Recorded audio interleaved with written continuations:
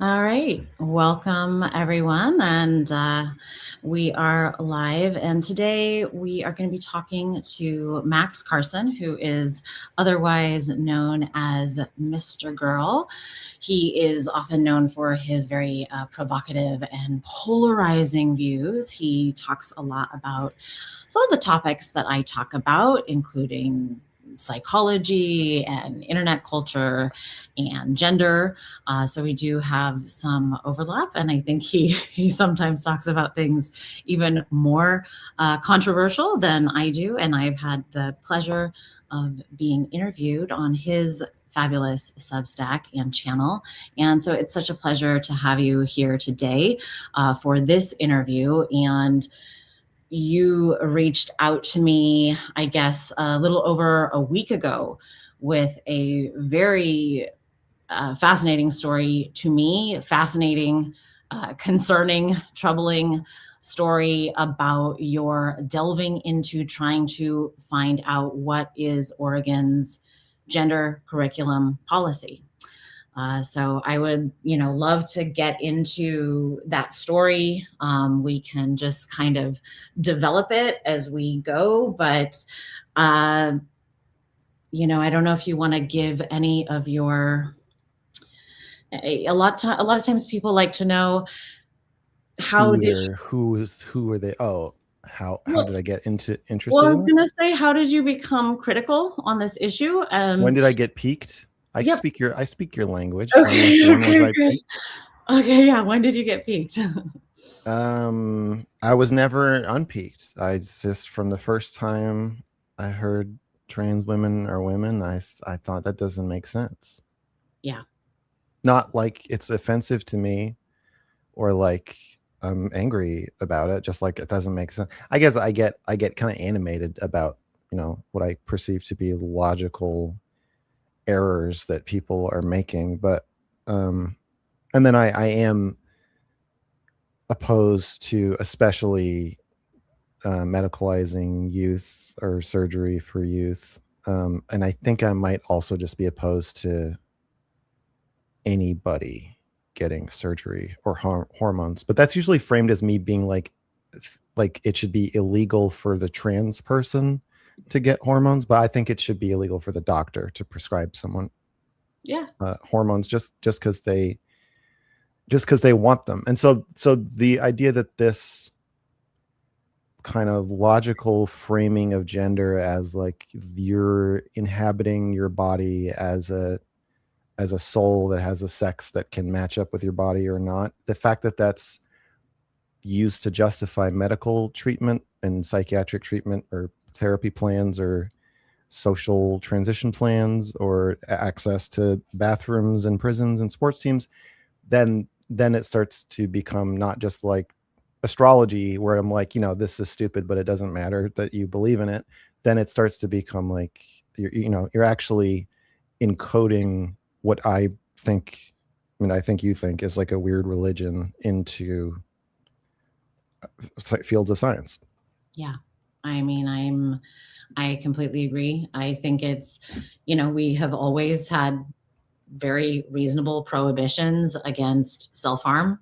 This is why we institutionalize people who, cut themselves in a certain way or attempt suicide or people who have body integrity disorders and want to blind themselves or remove their Right, yeah, and so you have the double whammy of I'm 14 and I want you to remove my breasts is like those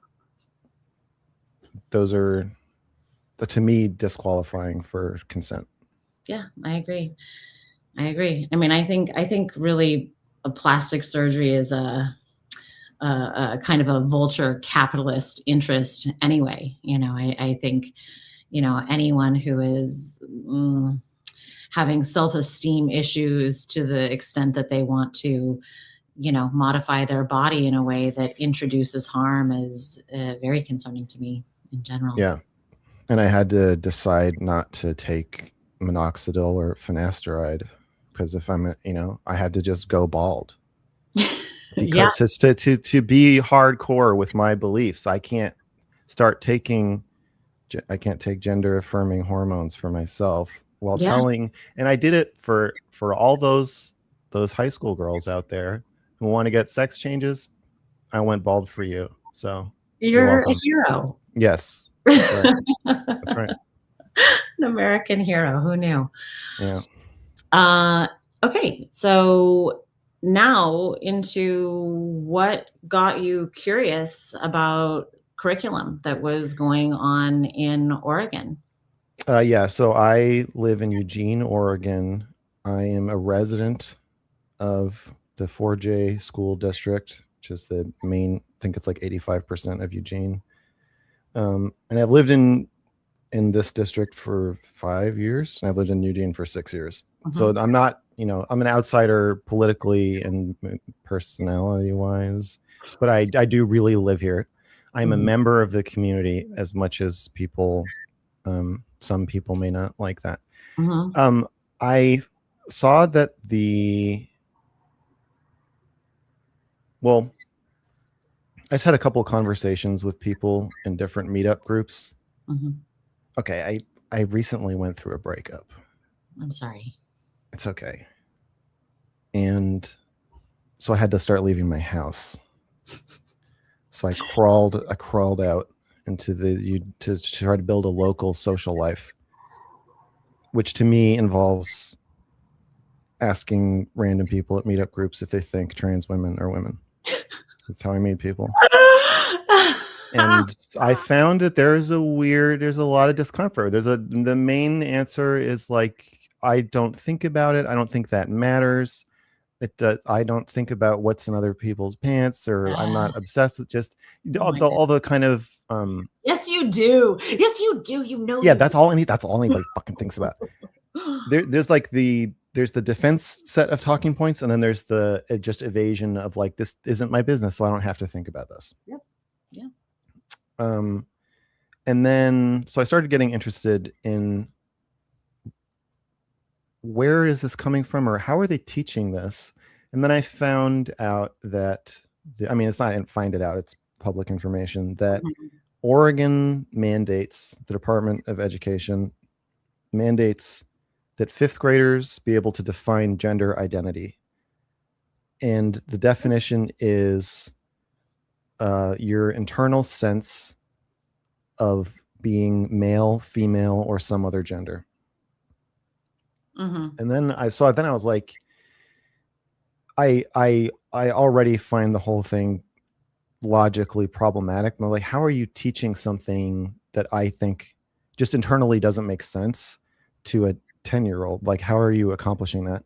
So that is what got me interested in just, how are you introducing this, and what do you, it doesn't say a boy or a girl, because like I think most progressives think now, or most of the ones I talk to, including people I know personally, like friends, who are like very upset that I'm doing this project. But if you talk to like a kind of middle of the road progressive, they will say, yeah, man and woman is gender, and male and female are sex. And that, and I would kind of push back on that, like even a few years ago, of like, and that's not true on Reddit. Like on Reddit, people are identifying as female. They're arguing that they are literally female, or that trans women are biologically female. Like they're these, and they're like, they're not stupid people. Like they're smart philosophical thinkers, deconstructive thinkers, and while you're not thinking about this, they're chewing on these categories and thinking of ways to reshape them. Yeah. And so when I saw that, I was like, identifying as male, female, or some other gender, then you got to ask, like, what if a female is someone who thinks they are female, then what is the word for someone with ovaries? It's there's In Eugene, in the public we're schools, nebulous. yeah, and in the public school system here, the word is someone with ovaries. That is the word. Wow. So like the lesson titles for high school sex ed here are like, the reproductive system in people with testicles. Wow. And I believe that is so male and female can be freed up for identity language. It's really ridiculous too, because they make sorry to go off, but they make such a distinction about sex and gender, but in fact, male and female, there are millions of species of males and females. Plants, a tulip, you could have a male and a female tulip, or almond tree, or frog. I mean, it's just, to say Yeah. that,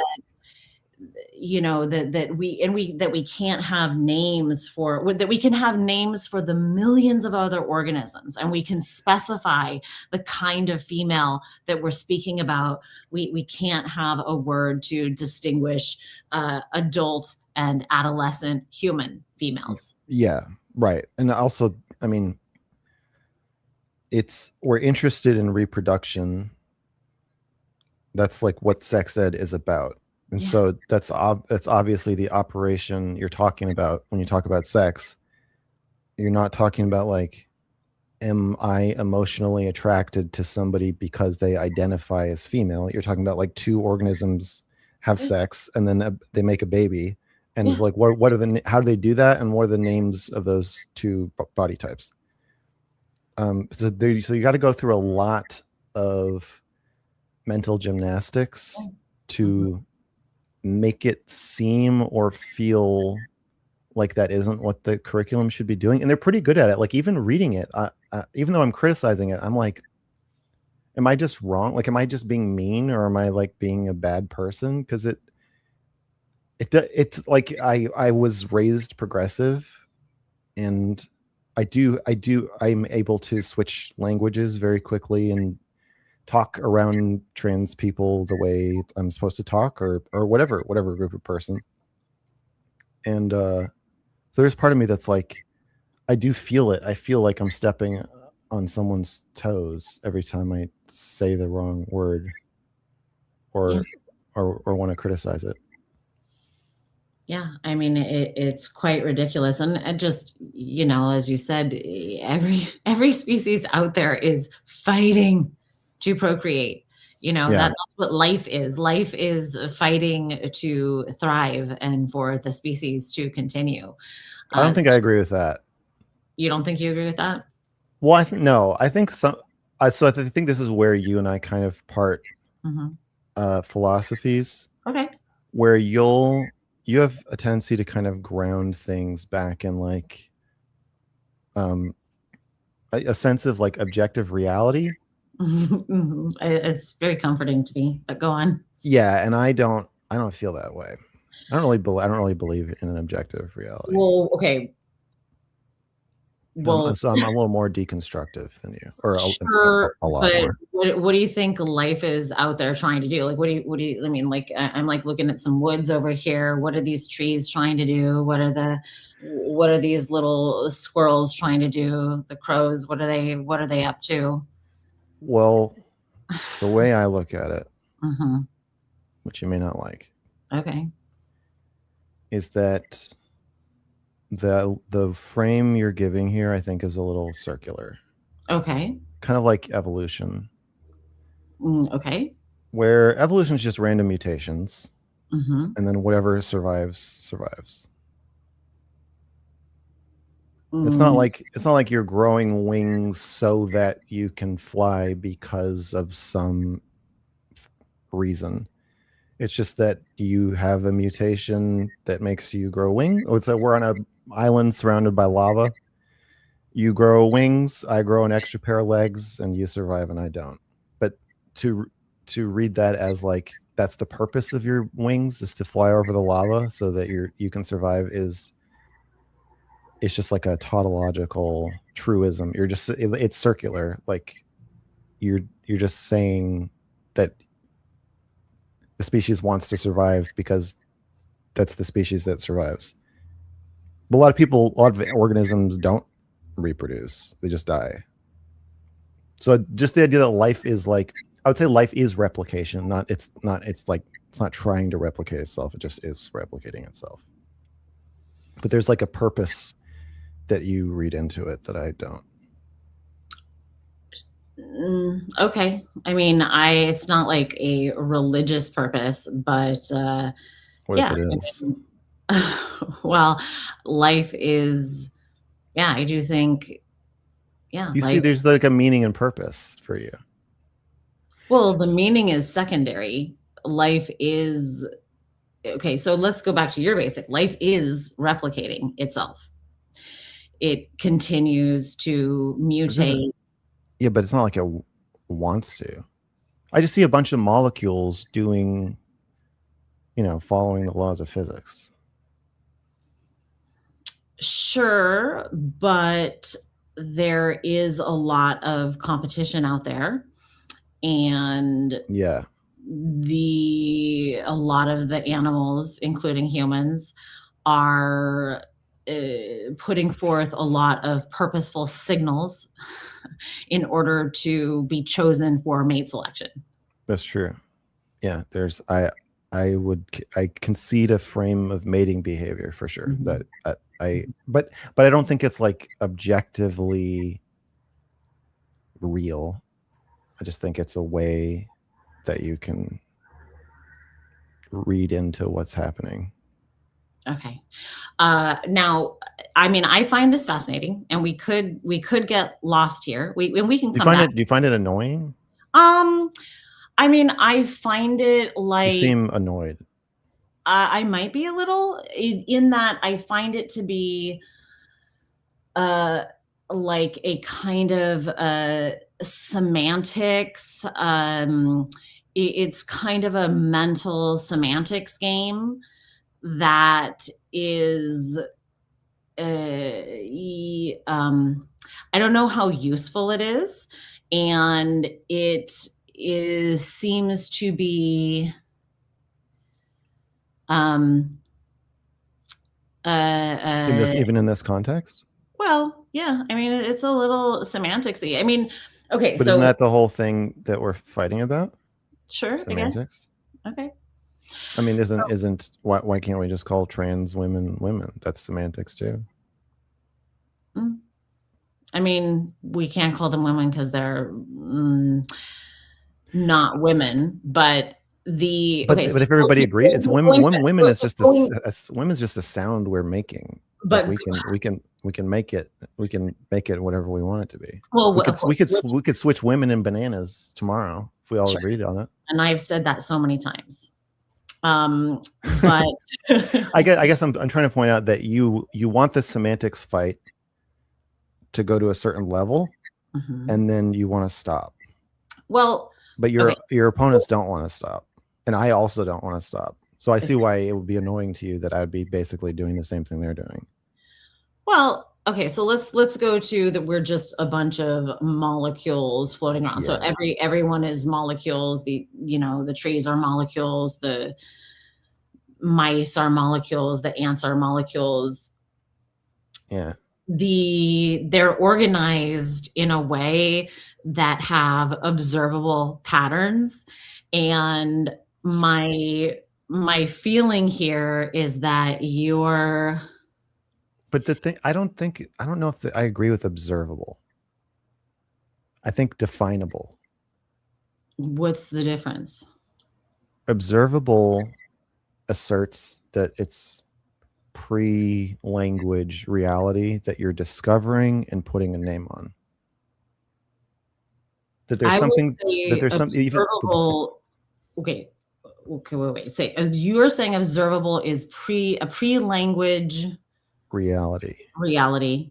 Yeah, that you're like There I are think things you're that are observable pre-language. yeah, and I think this is where we disagree. You don't think there's things observable pre-language? No, What do you what not are the really. other animals out there? They're interacting with each other without abstract language formation. No, I'm not saying they have to think about, like squirrels have to think to have sex or something. I'm sure they don't. I'm saying that you naming them right now is you're using language to describe. Like the only reason I know what you're talking about is because you're using words to describe what they are and what they're doing. And so the trans ideologists, the progressives, whatever you want to call them, will go further than you with this deconstruction and be like, well, we don't have to use sex categories. We could just call anyone who feels like a man or feels male or thinks they feel male, just call them a male. You can do that. And well, you could call it a noglum. Yeah. But you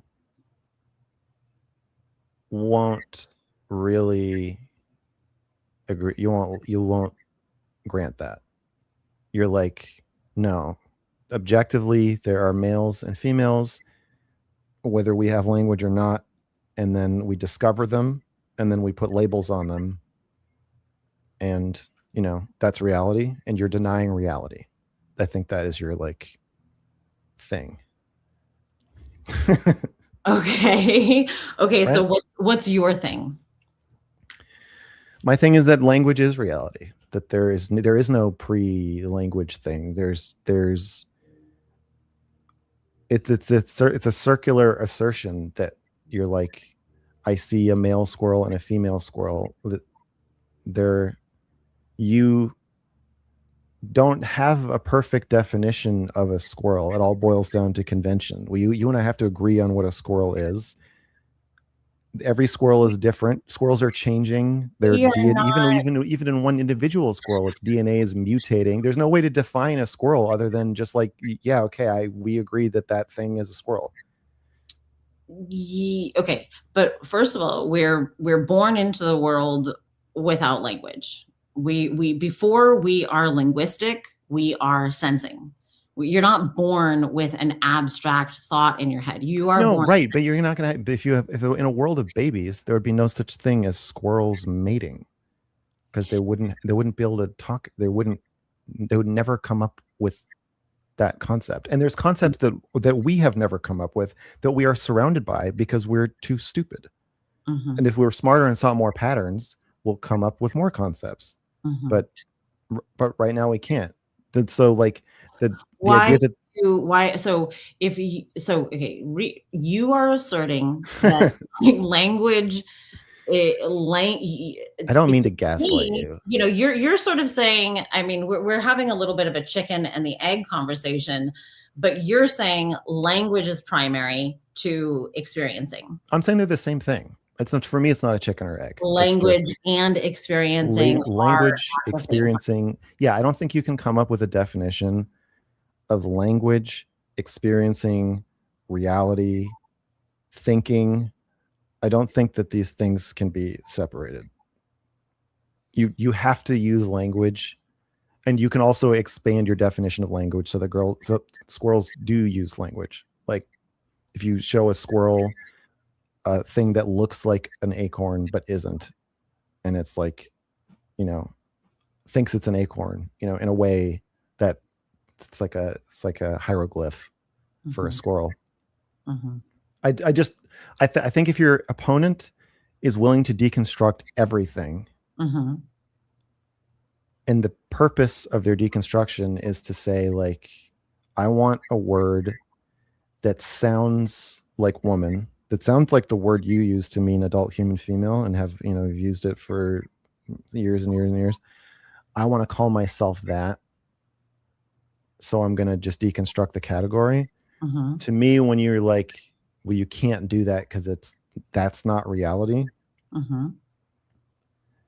that just seems like a losing battle to me.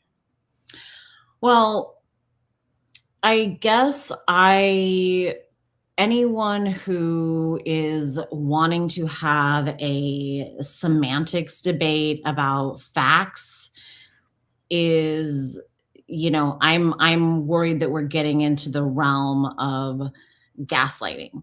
I'm gaslighting? No, not you necessarily, but that's what I just told you that I don't think squirrels exist without language. So I'm fine if you want to call that gaslighting. I mean, like we can see things in front of our face, like but you're defining the thing when you see it. That's what I'm saying. I don't think there's a difference between seeing a squirrel and defining something as a squirrel. And so So woman, you can attach woman to, you think the map is the territory here? yes. So you're like if the map is so advanced that it covers the territory, then the map and the territory are the same. You can make a definition of woman, Mm-hmm. but whatever definition you make, there will be an edge case that you either have to agree as a woman just by convention, and you're like, well, no, we're going to just say this is a woman. I mean, if you, I'm trying to stay, I would say I'm trying to stay close to physical circumstances. I'm trying to stay close to the essence. I'm coming the more essence, from. yeah, but that's, yeah. So I just don't share your philosophy there. Mhm, mhm. We can stay within your philosophy if you'd like, but I don't think that way. Well, okay, well, interesting. Well, why do you critique this ideology if you are are you like a Judith Butler kind of linguistic constructionist? Well, it doesn't make sense internally. That's Mhm, my problem with it. You can make woman mean whatever you want, mhm. but the problem is the way they're using it, they want it to mean two different things at the same time. Well, first of all, when progressives hear the word woman or use the word woman, they don't mean a trans woman. So they already, when they say trans women or women, if you say like, I met a nice woman the other day, they don't think you mean a trans woman. Or if you say, I like to look at pictures of naked women, they don't think you mean people with penises. So, so to me, it's interesting that I think about like beanbag chairs. If you're forced to classify a beanbag chair, you might call it a chair. But if I say picture a chair, you will never picture a beanbag chair. So, so the definition is doing two things. There's a conjure function of like picture the prototype, and then there's a classify function of like I'm giving you a weird thing and telling you that you have to put it in a category, and then you're like, I guess I'll choose chair, even though I would never picture this thing if I were asked to picture a chair. Which again, that's kind of where I get to this like category dissolving line of thinking of like, I think all categories work like that. Like, is a tomato a fruit? Yes. If I say I got you a fruit basket and I put a tomato in it, you'd be like, what the fuck is this? It just seems like, I guess, like a little bit of precious game playing, I guess, because in moments where we are required to respond to our instincts, either, in danger or in, instantaneous, ultimately in sort of the wild, which we are still wild, even though we're civilized, Are we? is well, I mean, we have technology, I guess. I don't know that we're civilized. What does technology even mean, Amy? Oh I'm just my kidding. Go god. on. Go on. Go Oh my on. god. Go on. Go on. um, it doesn't matter. It's my hand touches the hot pan, I recoil. None of It's the the spinal language cord. none of that language is required. I don't have to like deconstruct hand and pan and hot and nothing. None of that comes into it. None of that. No prefrontal cortex, abstract, linear, alphabetic, sequential, rational thinking comes into it. Rationality is out the door. I simply recoil because of a sensation that I'm physically experiencing. So this I don't know, the word games you know. I get what I'm familiar with your work. Okay. Okay. So you're saying Little Red Riding Hood Mm-hmm. sees the teeth. Mm-hmm. The hand feels the hot pan. Mm-hmm. Then progressive guilt, shame, brainwashing overrides and says, "No, hand. This pain is cold. Mm-hmm. Keep your Don't hand there. don't be, you're a bigoted hand if you Yeah, recoil. you're a bad hand." And so you Yeah. teach yourself to just leave your hand on the stove. Mm-hmm. Yeah. Or Mm-hmm. and maybe to even believe that the stove is not hot. Mm-hmm. Yeah. And the underlying danger in your frame, of course, is male sexual aggression. Yeah. Yeah. I mean, I like anthropology, and I know of tribes that are very low rape or non-rape tribes. I think there's different ways of doing culture than the way we happen to do it, but where we happen to live, there's male aggression gets channeled in some pretty recognizable patterns. Bonobos are different than other kinds of, chimpanzees, but if you're not a bonobo, you gotta pay attention to male aggression. Yeah. I think that makes sense. Yeah. Do you want to talk about the curriculum? Sure. Okay. We can talk about whatever you want, Oh, okay. however you want. Oh, good. Yeah. Well, good. I'm glad I have a lot of power here. You do. It's your show, I'm at your service. Well, I mean, I'm glad, I guess, in a weird way that there are, I'm glad that there are people who are having, fun deconstructing language, who are also critical of the ideology. I think you're using fun as a pejorative there. Okay, that's possible. I think it's true. Okay. I'd appreciate it if you would just concede that. Okay. Okay. Right? Mhm. I'm frustrated. Yeah. Yeah. Yeah. Because it just I guess it triggers the Gaslighting. Yeah. Yeah. Yeah. Because I guess because my aim, my goal here is sincere, I'm earnest, and my passion is earnest. You feel like mine isn't? I don't know. Was that what you're sensing? Well, my response is that you are Fucking around. that you want to toy with or tease out language and have that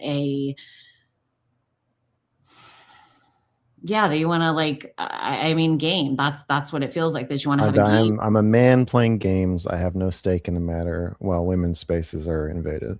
Yeah, and I want to protect. I mean, I have girls like,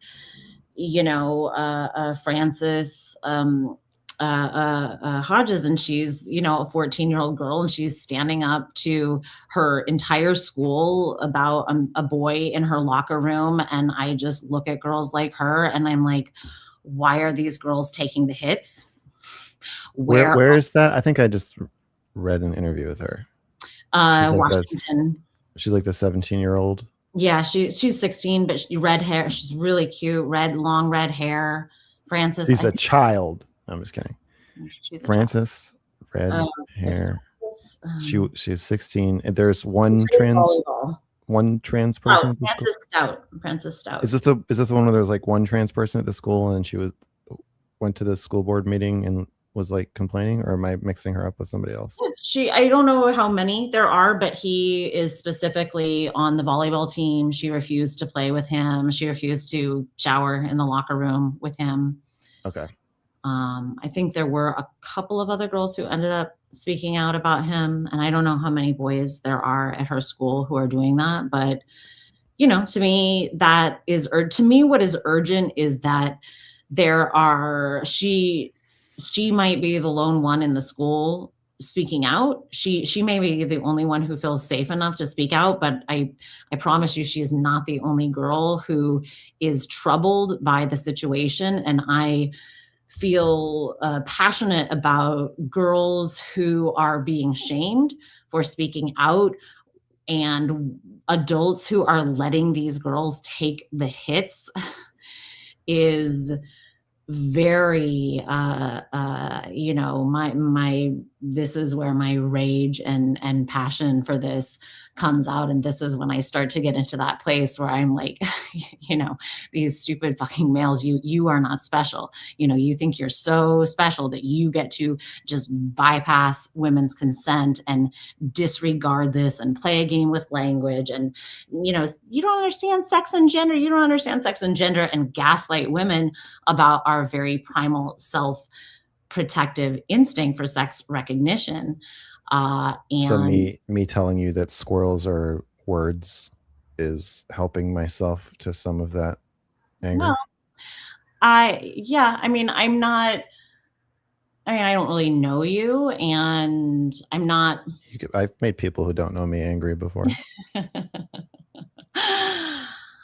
So have you. I think what is also happening is I don't understand the usefulness of that. Like, to me, it like, you said something about astrology earlier. Yeah. Like, what is useful about astrology? What is useful about This is a rhetorical question. yeah, well, the astrology part is rhetorical, but I'm genuinely curious, what do you think is useful about breaking down language in this way, and how does it help girls like Frances? Well, those are two different questions, which Well, I think it may be part of your frustration. mhm. That I'm not really an activist. Yeah. You feel that I should be. No, You're a super activist. yeah, You're a single issue. yeah. You don't even think it's an issue. You don't think of it as an issue. You think of it as just like, a huge problem. Yeah, I think it's a problem. I think it's a cult. I think it's like worse than any Children of God, Jonestown. You think it's worse than Jonestown? Yeah, because it's global Because it's bigger. and it's being promoted by the United Nations into 193 nation states. It's promoted by governments, public education. It's global in its scope, and it is insidious. It is a mind virus. Jung said, far more dangerous than any diseases of the body are diseases of the mind. And I think it's, I'm my book club next week is about 1984, so I've reread it now a couple of times just to prepare for that. And I loved it when I read it in high school and college and I'm whatnot. sure it resonates with you now. Oh my God, it's like, it's so prophetic. It's so telling of the world. It is very yeah. It's a perfect metaphor reflection for the world that we're in. Yeah. So are you asking me why, or you can't stand to hear the answer? I can, yeah, I'll sit still for it. you don't have to. Like I said, we can talk about whatever you want. If you want me to talk about this, I can, but it's going to feel like I'm gaslighting you, which you really don't like. You may not be able to stand the answer to the question you're asking me. Is that possible? Here's the situation. Okay, let's here's what I'm curious about. Okay. I'm curious about what is happening in Oregon State with the gender curriculum. I'm happy to talk about that. Yeah. We can talk about whatever you want. Okay. However you want. Okay, good. I want to hear about that. I'm very curious about that. I think it's super important. I guess the thing is, like, if we were if we were like, I don't know, out having, I don't know, coffee or drinks or, somewhere social, I think there's something fascinating in the conversation. Like it's not that linguistic conversations are not without fascination. And obviously, I don't think you think it's boring. I think you think it's enraging. That's my sense, is that you are like, can't stand what I'm saying. I guess I don't know what the purpose is. Yeah. I mean, are you trying to make me mad, or is that just No, you actually just can't stand me. That's happening naturally. it's I'm that's not not accurate. just in this one little lane. It feels like otherwise you find me very refreshing. And then we get to this one thing and then you're like, why are you doing this? But then if we go to You make it sound like this is like a habit, like, oh, and then we just always over this get conversation, and maybe a little the phone call, and maybe a little our last conversation. It is a habit. It's become a habit with you. Yes. with me? Yeah, yeah. You? Well, I don't know. Depends on how you look at it. Well, I'm sure we have our own different lenses. I don't have a lens. That's what I'm saying. I'm just. You don't have a lens? No, it's okay. So the way I see it is that I do think it's a cult, but I also kind of think what you're saying is a different cult. Okay. In a way. Why? Because I don't think it makes sense. I don't really think. How do you feel about the word turf? I think it's is a slur. You think it's what? My very first video that I ever made said there's no such thing as a turf. Oh, because if you say that, then it implies that like a normal feminist thinks women have penises. No, because it stands for trans exclusionary radical feminist, and radical feminists don't exclude trans. Oh, right, because trans males are women. Yeah. Or trans men are females. Yeah. You know what I'm trying to say. Radical feminists are male exclusionary. I guess on both fronts. I think practically, I don't think the gender critical objective reality argument really works in a semantic debate, which it is. I think it is a semantic debate. And also, yeah. Or gender atheist. Yeah. So am I. Okay. And then also, I think it doesn't make sense. It makes more sense than the gender ideology, though. So, okay, let's use this. Let's use this as a way to go to the curriculum, because I am impatient to go to the curriculum. We can talk about whatever you want. Okay. You want me to tell you what's going on?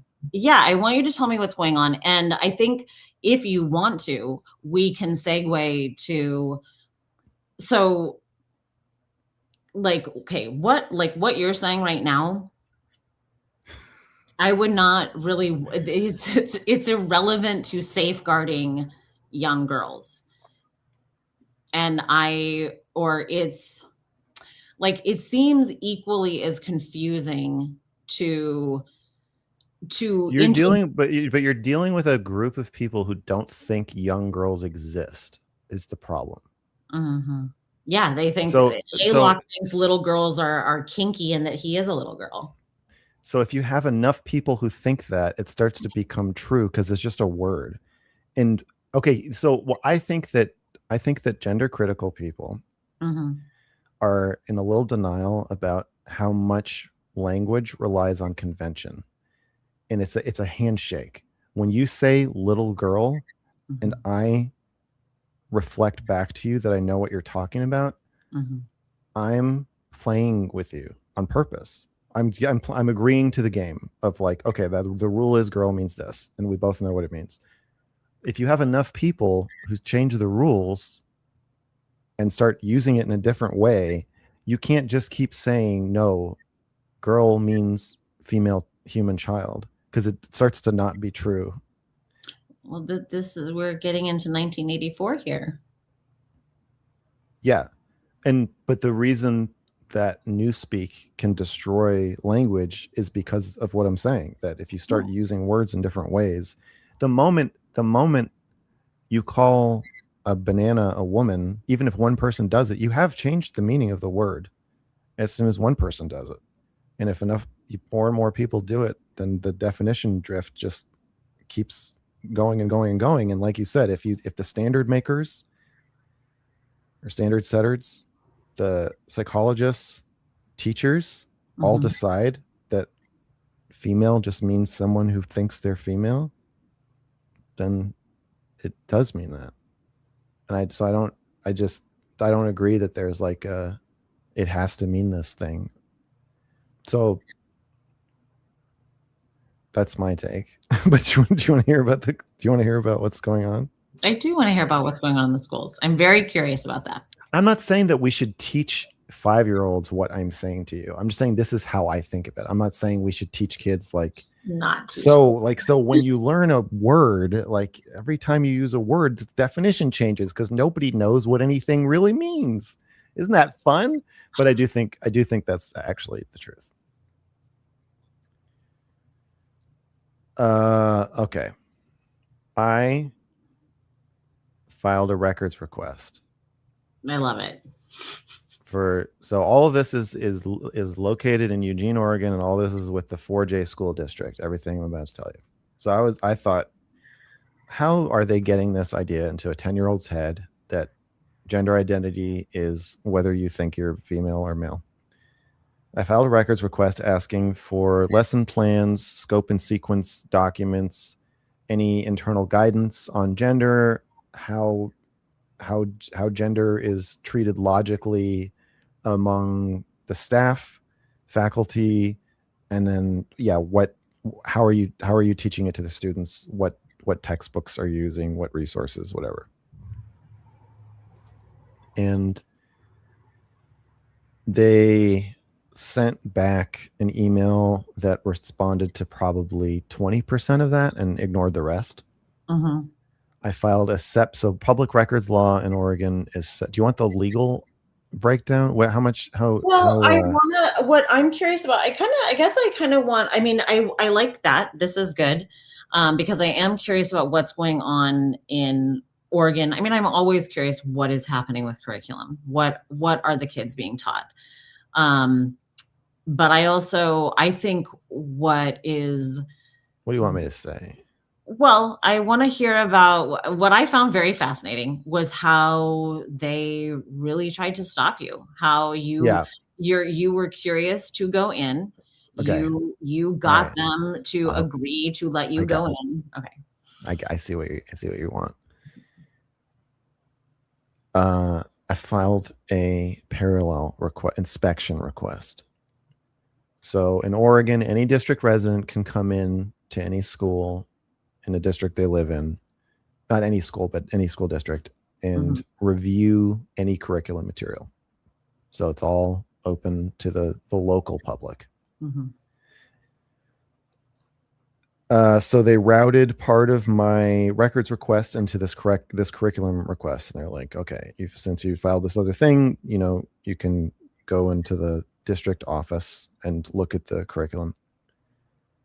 So the secondary curriculum administrator is named Courtney Leonard, and she set up a meeting, a time for me to come check out the curriculum. So I go into the office, and the Great Body Shop is in the form of a series of monthly teachers' guidebooks, and each one's like 70 pages or something. So you get 10 per year, and it's K through 8. So that's. What was the name of the curriculum? The Great Body Shop. The Great Body Shop. Okay, so this is different. Someone told me today, I actually spoke about this to a friend today, and she said she thought the Oregon and Washington curriculum is the same, but Washington's has a curriculum called FATE, the Great Body Shop. Yuck. That's makes me feel like that Body Shop song with friggin' Sam Smith and what's his face. I actually like a lot of the curriculum. Okay. It covers everything that you could possibly think of Okay. like friendships, sexual abuse, safeguarding, Okay. drugs, Which age? TV. Which age range were you looking at? The publisher released a document giving the locations of all the Oregon mandated stuff. So basically all the gender identity stuff, HIV stuff, some anatomically correct vocabulary stuff. Mm-hmm. So I started with that. I mean the whole thing. I looked at the whole thing. Okay. Is that where they were saying, you know, that the people who make ovaries and people who make sperm have one makes ovaries? No. People who have testicles, people with testicles and people with ovaries. Okay. That's high school though. They don't say that. And there's a suggestion in the K-8 stuff that's like, if your district, there's like little notes to educators, and they're like, if your district requires that you use person first language for anatomy, then you say people with a penis or person with a vagina, person with a penis, instead of male and female. I don't think they do the testicles and ovaries thing until high school, which is a different curriculum. It's not the same one. Okay. So you first went in and they I waltzed in. Yeah, they like thought I was an angry parent or something. Yeah. So they're like, yeah, here, take a look and check it. And I asked them, I was like, do people come in and do this? They said like one per year. Some upset dad comes in and, you know, files the request and flips through the curriculum and then says, and then either opts out or lets his kid stay in the class. But I don't think anybody has done what I'm doing here. So yeah, I looked at the first things that jumped out at me. Kindergarten, the first introduction to anatomy is most boys have a penis.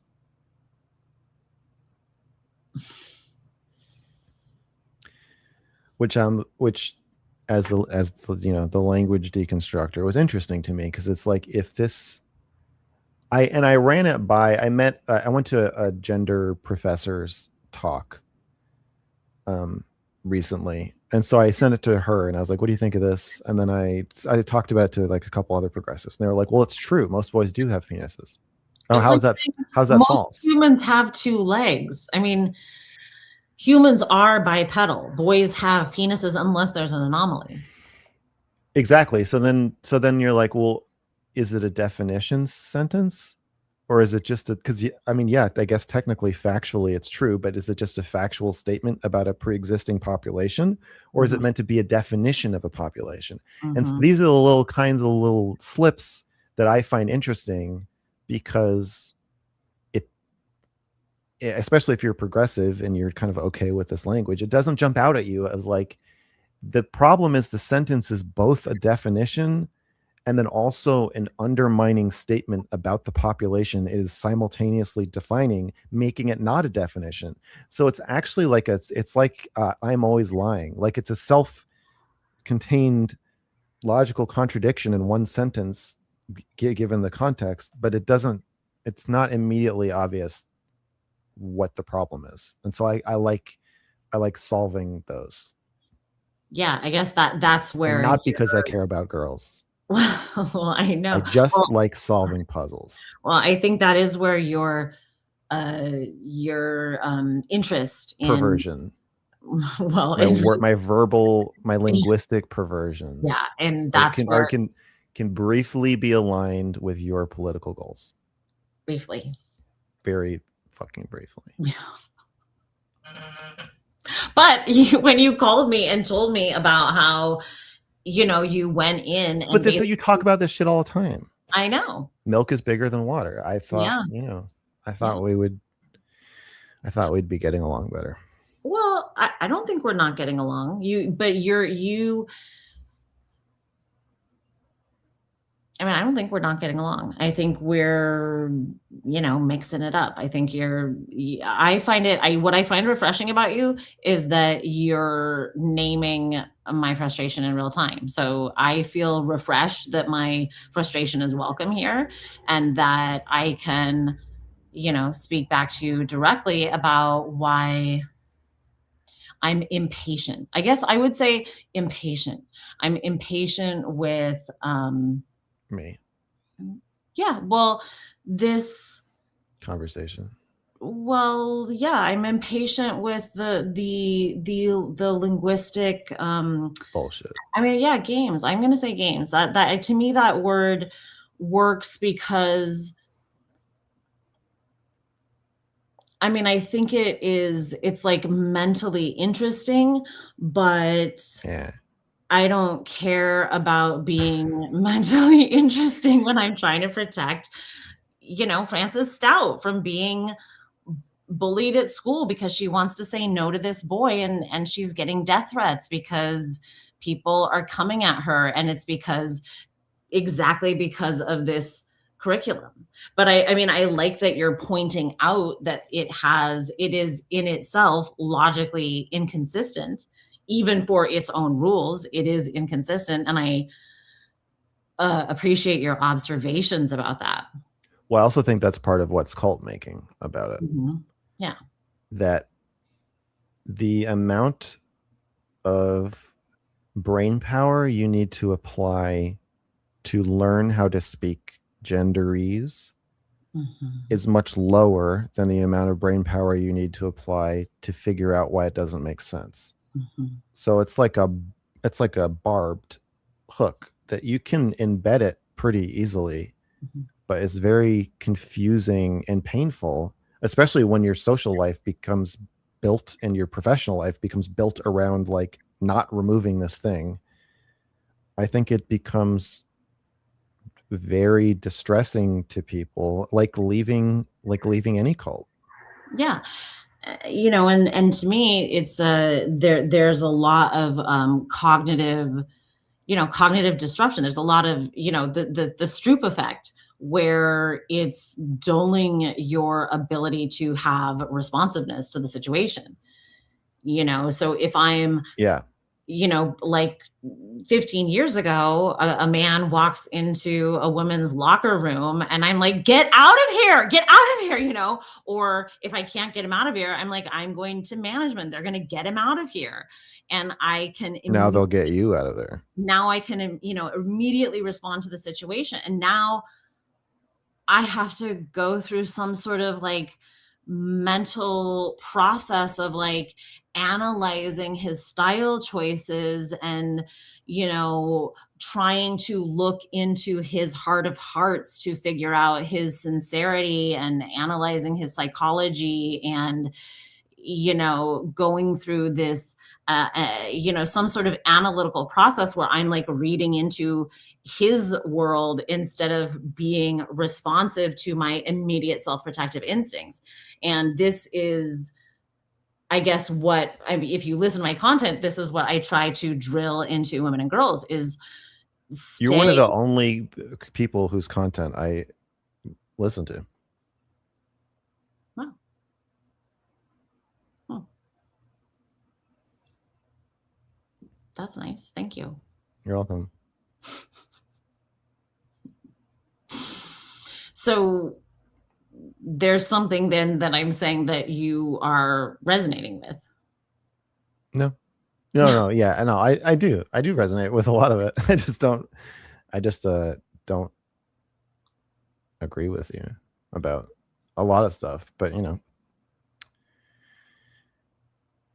I do agree with you about some of it. Some of the lenses you use or ways you put this are helpful, and I I find it all thought provoking. It's not like I'm like totally rejecting what you're saying. Also, you're very passionate about it, and that's good to hear. Well, fashion can be compelling. Yeah. So why are you suing? Like I can Oh, see well, myself. so Well, I want to go back there for a second because, well, I'm curious. well, I Like, haven't filed. So I don't want to say I'm suing. I did threaten to sue them, though. okay, well, you threatened to sue. Why would you threaten to? Okay. What's your? I mean, Well, I feel like I should just can I walk you through the please. chain of events? I I would, can do it concisely. I would really like it. Okay. Um. Okay. So I take notes for a couple hours, and then Ms. Leonard says, "You can come back next week for a couple more hours." And so I do. And then when I came back, I was like, well, first of all, she told me I could take notes, but I couldn't make any voice recordings. And I asked why, and she said the vendor agreements won't let you. So just, and again, she's the secondary curriculum administrator.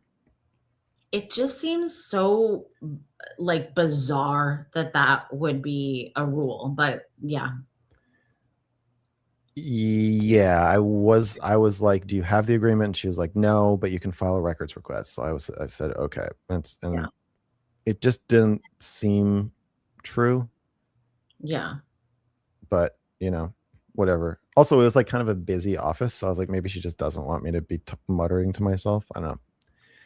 So I took notes typing, and then the next week she was like, "Yeah, you can come back the following week." So I was like, "There's like a lot of books here, and this is going to take forever." So I was like, "I know you don't want me in your office," and she was like, "I don't mind you being here." I was like, "Okay, I don't." I did not think that was true, but I was like, "That's great." I want to do like, if is there a way you can just set me up in another room for 8 hours, 3 days in a row, and then I'll just be done? And she was like, "You need to be supervised by an administrator." And I was like, why is that? And she was like, "It's in that's our agreement with the vendor." And I was like, the Great Body Shop told you that a district administrator has to watch me read this book? And she was like, So "Yes." if a parent comes in, they're like, okay, well, if a parent comes in and they want to see it, you just have to sit over their shoulder and watch them carefully. Yeah, and the second time she did kind of stand behind me the whole time, like at a standing desk, like a little ways away. I don't, maybe that is normally something she does. I don't know, but it did feel like the more scrutiny was present. And then she was like, what's this for? Like, what are you doing? And I was like, I want to analyze the logic of the curriculum, as one does. Did you tell Then about squirrels? I didn't mention the squirrel. I No, said squirrels are words. What do you think sorry. of that? What do you think of that? And then I got an email from the public records office of the district the next day that said, due to your estimate that it's going to take you around 20 hours to finish this project, you're gonna have to pay in advance for staff time. So you're gonna have to pay like 20 hours of staff supervision time, and you're no longer allowed to take notes due to federal copyright law. We can't allow any photographing, duplication, copying, whatever, but also no transcription and no note taking. So you won't be able to bring in your phone, camera, laptop, or writing materials. And that seemed pretty weird. Yeah, And that's and creepy. yeah, and my little AI friends told Yeah, me that the public records law in Oregon specifies that they have to let you make memoranda. yeah. So also the legal argument is that if they're invoking federal copyright law to say I can't take notes, their position is just literally it is illegal to take notes about a book in any situation. That would have to be their argument, and that isn't true. It's just not true. So I read their email to the school board at a school board meeting. I spoke Good. publicly. Yes. What did you say there? I just read the email. I just said Okay. I basically told them what I just told you. I said I've been Yeah. trying to do this project, and then your district just told me it's illegal to take notes on a book. And that was all I said. Yeah, that's insane. Yes. Another weird thing is there was a reporter at the meeting who just ignored me. And she's an education reporter.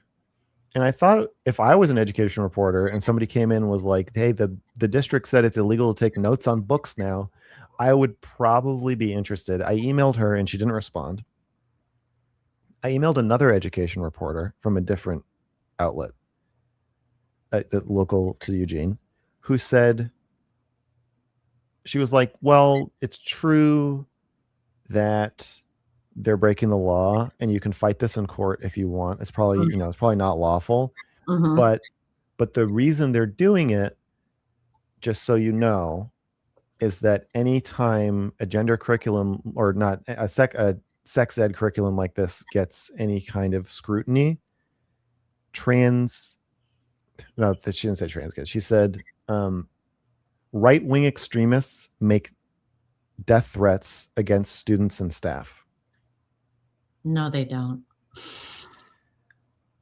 Yeah, and I was like, I was like, this is kind of bizarre that you're basically telling me you're a reporter and you're telling me that the school district is basically doing the right thing by preventing me from criticizing the curriculum and blocking my records requests and saying it's illegal to take notes because right-wing extremists are going to threaten the lives of kids.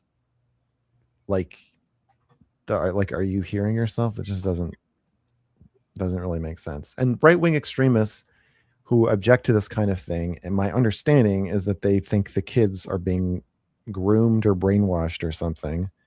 They are being groomed and brainwashed. I don't agree that they're being groomed. I'll give you my book on grooming. Please. So then it started to feel pretty culty. Yeah. And then I filed a records request for the vendor agreements. Like, okay, if they told you that I'm not allowed to take notes or make audio recordings, or that you have to stand behind me, or whatever the hell they said, then yeah, produce the vendor agreement. They ignored that request. They acknowledged it and then just never responded. Then I petitioned the district attorney. So that's the next step in the legal chain. And the district attorney's office asked me for a 3-week extension beyond the norm. So they have a week to rule. Did the governing body or whoever you filed this records request with, did they fulfill their statutory obligation? Did they answer the records request lawfully by either telling you the records don't exist, telling you why they can't give them to you, or giving them to you? And they just didn't do that. Instead, they sent me an email that was like, I need a 3-week extension, and if you don't give it to me, your petition will be denied because the clock will run out. So you have to extend the clock, or the petition's treated as automatically denied. And it sounds to me like the district is willing to talk to you and work with you on some of these issues and maybe cure some of them. And so then it's like, okay, so that they didn't follow the rules, and you're trying to let them privately, secretly fix this so that you don't have to go on the record as ordering them to answer my request. And everybody wants 3 more weeks. My first records request that they still haven't really answered, I sent on March 23rd. Wow. Wow. So you've been really, this has been ongoing. I mean, wow. I Yeah, didn't no, quite. the vendor agreements request and the them telling me that I can't take notes, that happened on May 10th. So yeah, it's been going on for a while. They want the clock to run out on the school year. Probably. I don't know. I mean, I guess. I don't know. So yeah, after all that, then the only recourse I have now is circuit court. So I emailed them and said, you got 2 days to fix this shit, or I'm going to file a suit in circuit court. And when was that? That was yesterday. So they have, if you're watching this 4J, you got 24 fucking hours. Or yeah, I mean there's no that's it. That's like, I've exhausted all of the other options. And I know that, I mean, even just posting about this on Reddit, they're like, locals are like they're calling me a pedophile just for wanting to look at they're like, why do you want to look at kids sexual curriculum, fucking pedo weirdo? Why do you care? Why are you so interested? What does that have to do with you? Do you even have kids in the district? There was somebody who was like, I know what's in the lessons. I don't need transparency, because they send issues home with kids and I can log into the family portal. But the issues they send home with the kids don't have this gender shit in them. They don't have, most boys have a penis. There's also some, Yeah, they don't have all the notes that they give to the teachers, and yeah, no, how the teachers are meant to handle things and the protocols. no, it's not even from the district. Just in the curriculum, there's a bunch of other strange shit. What Reddit channel are you talking about this on a local Eugene, Reddit? yeah, Okay. yeah, the Eugene subreddit. And I'm like, oh, and the weirdest thing is about all this. 3 years ago, there was a controversy and they switched curriculums because of this. A teacher gave an assignment to ninth graders asking them to write their sexual fantasies,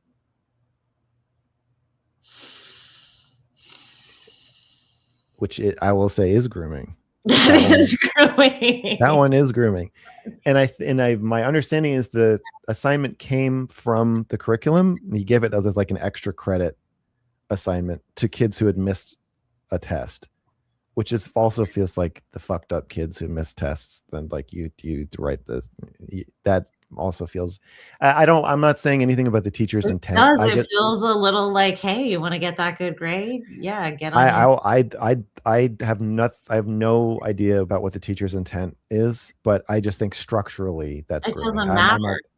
I agree that it doesn't matter. The impact is. So he resigned, and they switched to the Great Body Shop as their replacement curriculum. But I'm like, it just makes all the lack of transparency seem so much worse when like this just happened.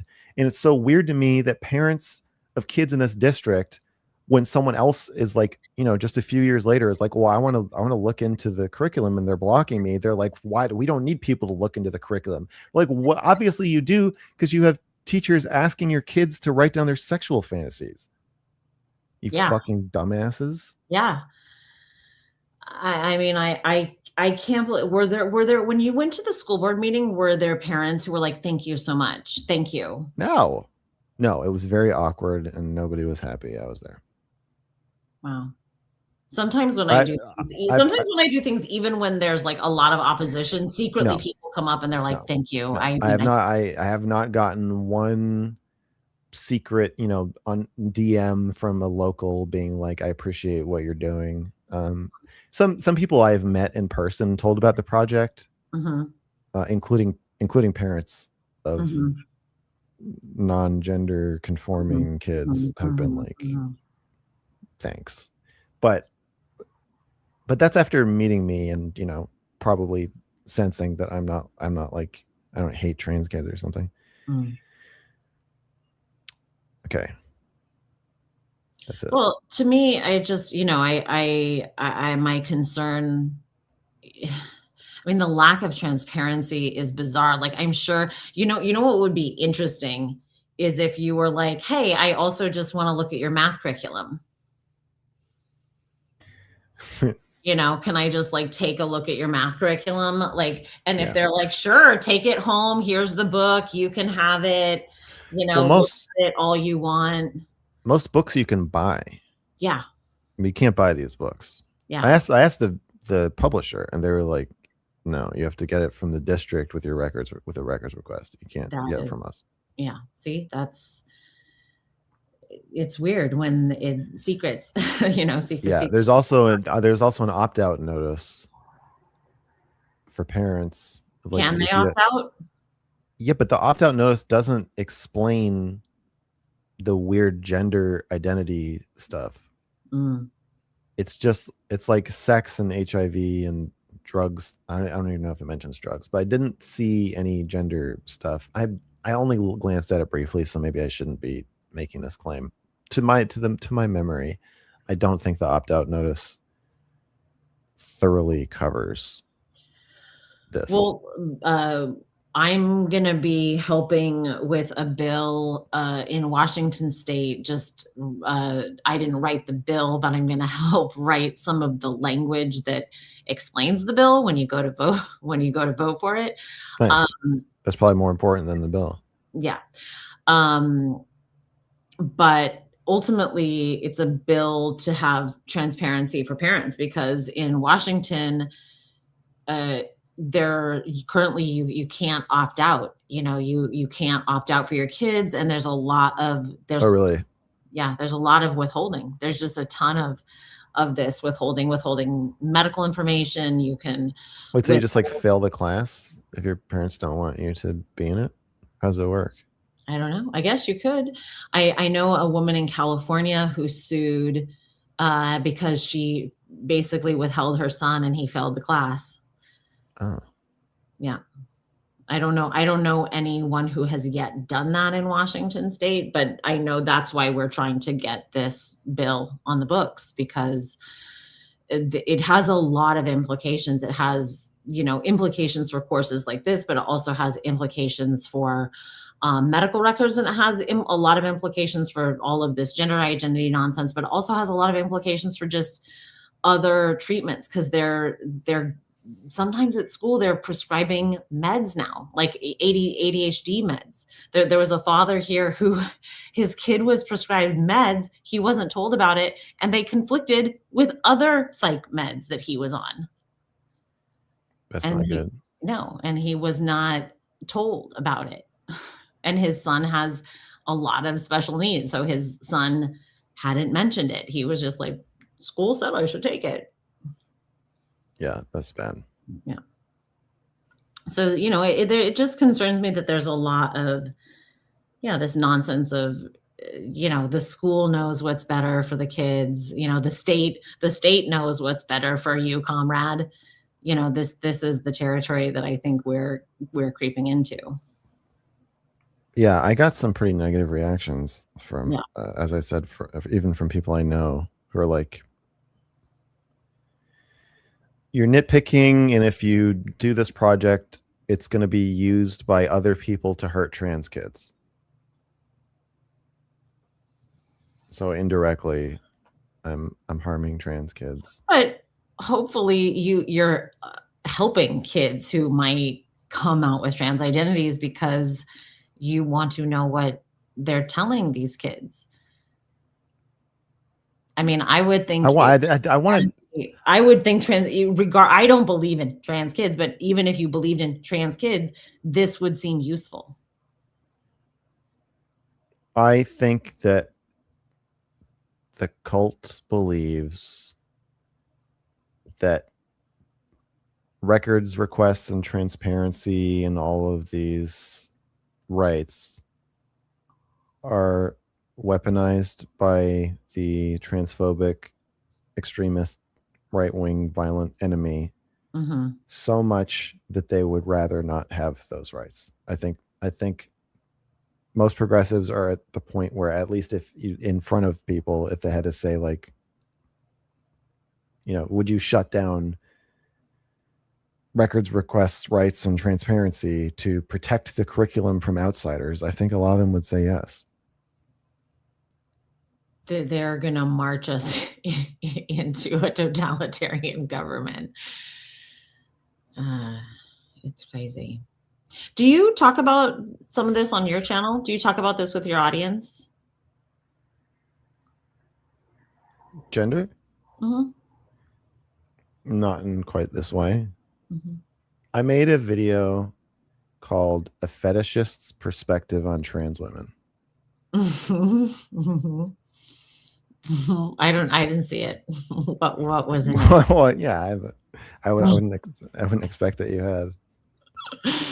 we wouldn't be having this conversation if you had. Oh no. Okay. What did I say? Mm-hmm. I said, as an exhibitionist,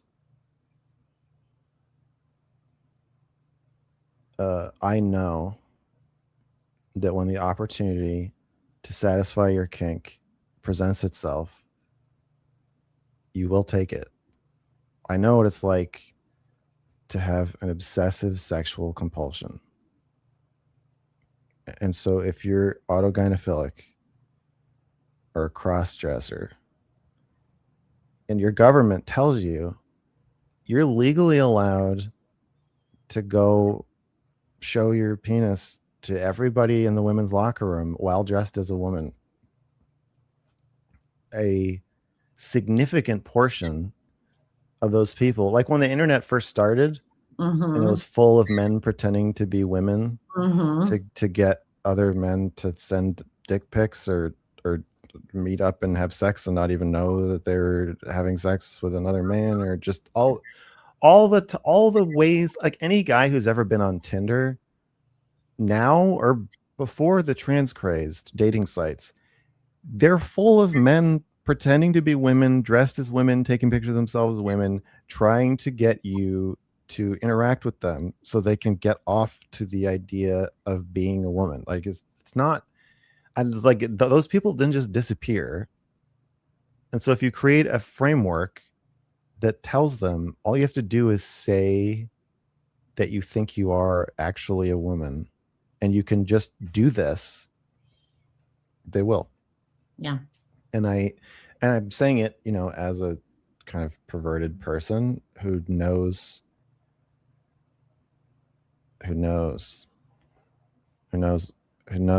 how sexual deviants think. Yeah. I mean, I think that's how I talk about this on my channel. Yeah, that's not how I talk about it. But, I think male sexuality is different than female sexuality. It just is. You're saying you don't think there are sexually compulsive women? Because I think that there are, but I think that women are a little more risk averse. There are tendencies, biological tendencies, and men have more tendencies for risk taking, compulsive sexual behavior, aggressive behavior, promiscuous behavior. I think there are very, our biological. I am a gender abolitionist, but I also believe biology influences behavior. So there are going to be biological tendencies for men and women. Yeah. I did a series in a video in 2021 called The Gender Narrative, where I kind of talked about some of the logic stuff, but it wasn't really so focused on that. But it was just kind of some of the history of how this came about and what different experts say and what their arguments and perspectives are. And then I interviewed a bunch of trans people and a detransitioner and a gender therapist. Also to show that a lot of trans people don't really believe literally that trans women are women. Like a lot of trans people are much more, I would say, flexible linguistically than the progressive language enforcers would make you think they are. Like, a lot of them are like, yeah, I know I'm not really a woman. I just like to live as one. And I mean, I mean, I would never like the medicalization aspects, but I think if they were, I mean, I think if they just like dropped the trans label, if they're just like, I'm a man, like the old Eddie Izzard pre-trans, when before Eddie Izzard trans, and he was just like, he was these just aren't, Eddie Izzard. yeah, these aren't women's clothes, they're my clothes. I think I don't think I think I still would have critiqued men who are fetishizing women's breasts to the point that they want to get a boob job. I would still have critiqued that for sure. But it would be, I think I would not have, I think I would have maybe had a more private critique of it if they were not trying to pretend to be women and get into women's spaces and access our private spaces and bypass our consent. I think I would have been like, like drag queens. I mean, I came up in, New York City, I was in the theater world. I was all around drag culture, but I was in it, but I also had a critique of it because a lot of those drag queens are, super misogynistic and they're making a parody of women. But it didn't really bother me. It was adult entertainment.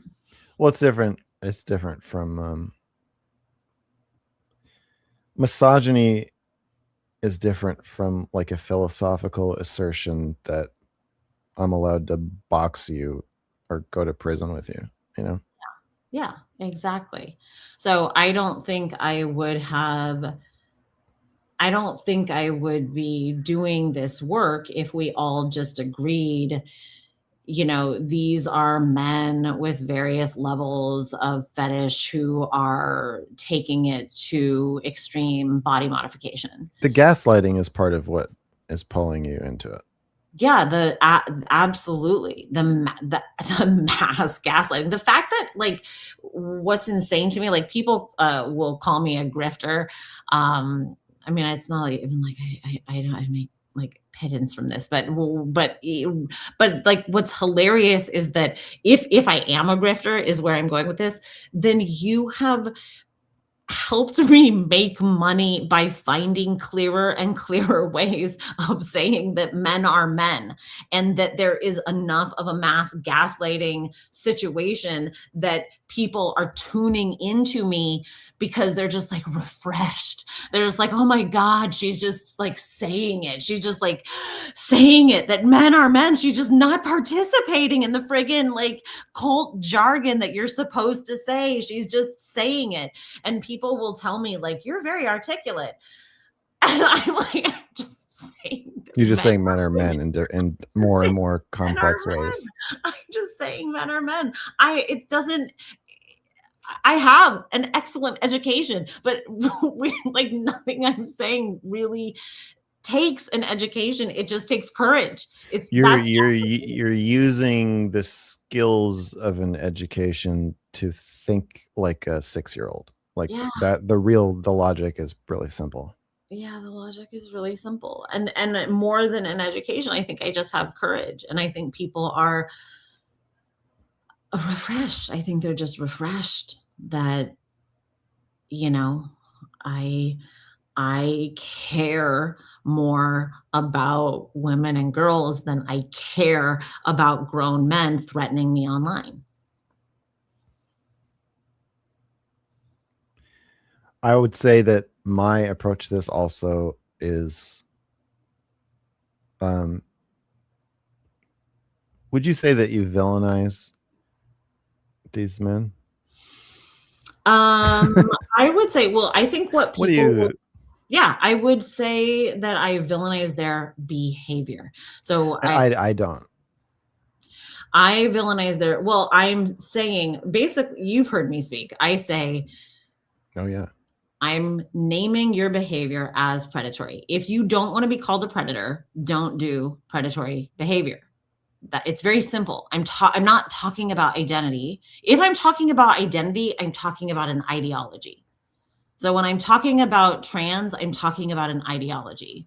Yeah. When I'm talking about behavior, I'm talking about men with behavior that is attempting to bypass women and girls' privacy, boundaries, and consent. So that's behavior I don't focused. think I agree quite with that framing either, Well, because so many women are on board with this. well, Can't they consent to opening up their locker rooms? they can't consent for me. Consent is not transferable. Well, sure, but it's a shared. I mean, what if Here's a scenario for you. There's a threesome. Okay, there's 3 people. We're starting a threesome. Okay. The 2 of you are like, we want to keep going forward. We want to go all the way. And I'm like, no, I'm not into it. And then the other woman's like, well, I'm into it. And you're like, well, I'm into it. That's 2 out of 3. Yeah. There's 3 You're of us out. who are into it. It's democracy. It's not a democracy. It's not about Yeah. one person. If there was 25 of you. Oh, so you get to say no. So that's a dictatorship. You get to just choose everything. That's consent. That's consent. I mean, I think I don't. Even people in like polyamory, they will say, if one person doesn't consent, you don't have consent. You don't have consent. Everyone has to consent. I don't think this analogy works. It's not a democracy. I know. I don't think this analogy works in the case of locker rooms. Well, it does. Regardless. And I don't think it does, because you have a public space and you're deciding what to do with it. Yeah. So, but it's not a public space. It's a private space. It's a space where women are in various states of undress. It's a public space for women only. It's not a public space. I know, but if everybody but you wants it to be a space for people who feel like women instead of females, then it doesn't matter. Because you're saying if literally everyone else in the United States, total agreement, everyone consent, else but me, I would still say, because they are liars and manipulators, and they are. Here's the thing. So you've heard me say this. So I've heard everything you've ever said. We've had to fight to have rape policies on the books for marital rape. Yeah, I've heard this. You've heard me say this. Yeah. So there's no special categories of men. So the argument that in your scenario of everyone says it's okay, except me, the argument that they're relying on is that there is a special category of men, and that these men are somehow special. But their argument is more deconstructed than that. They're saying they don't agree with you that they're men. I don't care. They are men. But that's the disagreement. Well, it's not a disagreement. What I'm saying is fact, and I'm holding all men to the same standard. I'm literally holding these men to the same standard that I hold my very own father. But this is what I'm saying, though, is that if everybody else agrees to redefine the category of man, then we're in 1984, and I'm, friggin' Wilson, and I'm going against. You know what happens to Wilson. Well, I know what happens to Wilson, but I'm smarter than Wilson. So Wilson lets. I know he lets them go march right in his locker room. This is well, I'm actually, I don't know who I am. Maybe I'm Julia. I'm better than any of them because Wilson is like, do it to Julia. That's Wilson's whole thing. That's what I feel like the rest of, I know that there are, like ex-friends of mine who agree with me, but who they are like do it to Julia to me. They're like, okay. Are you asserting? I can read this in one of 2 ways. Okay. It sounds like you're saying that everybody agrees with you on some level. And my question is, are you saying that they consciously agree with you and are lying, or they unconsciously agree with you and have been pressured or brainwashed or somehow convinced, but that deep down they do know that a man is a man? Is that fair to say that your argument is kind of in that I think some are. realm? I mean, I think there are a lot of people who agree with me, but who are too conformist. I think the Ash conformity experiments tell us a lot about human psychology, and so do everything, like Oedipus. Like we know that humans fear banishment more than death, you know, But but but I do think there are a lot of people who agree with me. Who I do think I think a lot of people agree with me, but are too scared. And there are people who are mindless drones who are cult captured. I do think there are cult captured people.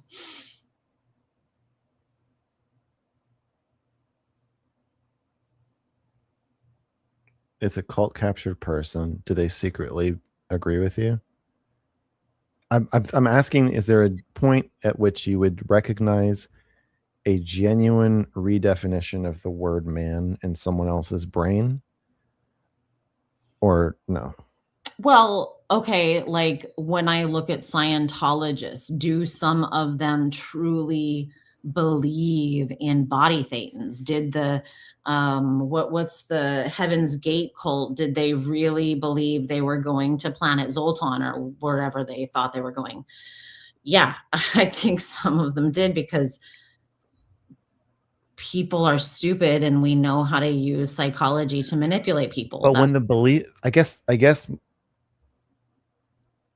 where I think you're wrong is mhm, that if the belief is about what a word means, mhm. there isn't really a way for that to not be true. Like, you can believe that that's what a word means and start using it that way and only interact with other people who use it that way, and then that is just what it means. And if you But plug that as you pointed out, their logic is inconsistent. And I am just holding them to the one part of their logic, because they're saying, yeah, your dad is a man. Yeah, this guy in front of you, Max, he's a man. But Caitlyn Jenner is a trans woman, and you're not allowed to notice what you notice. So their logic is inconsistent, and I'm just saying he's not special. You think he's special? I don't agree that he's special. He's not special.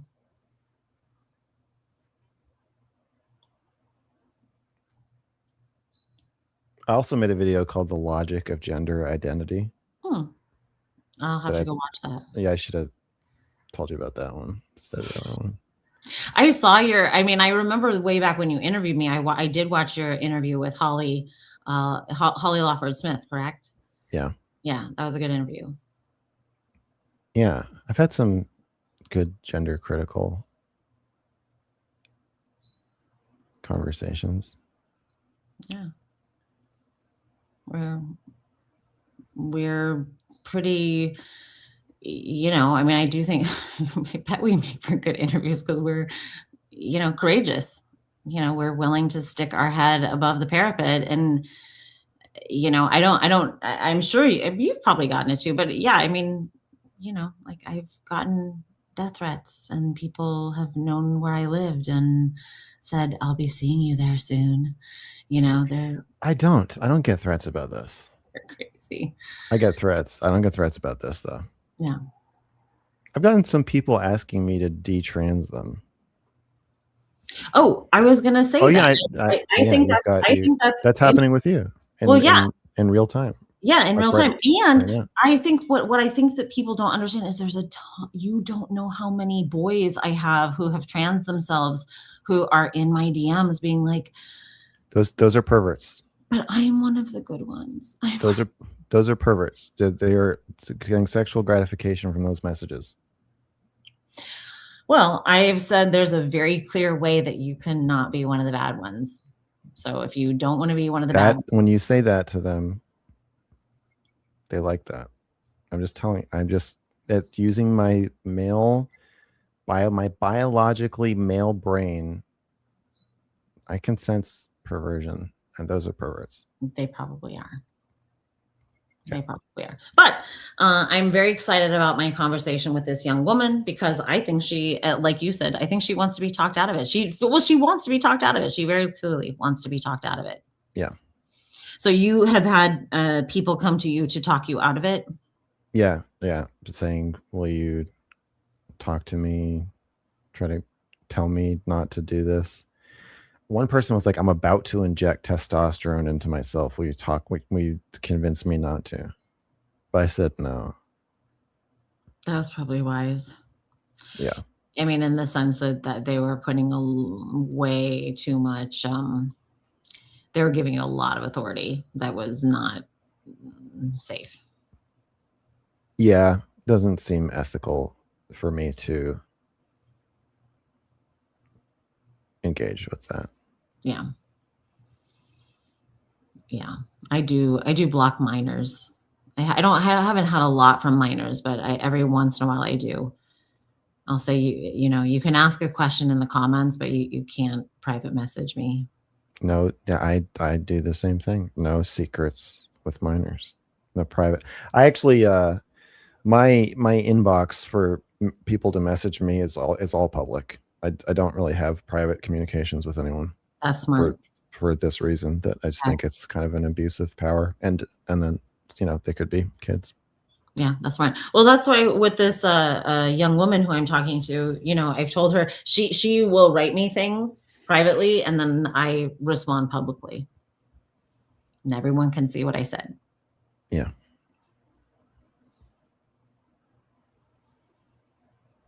So keeping it trying to keep it transparent. Well, and the more the more people have eyes on you, the more integrity you kind of have to have. Oh yeah, I'm sure you already get people trying to get you to trip up. Yeah.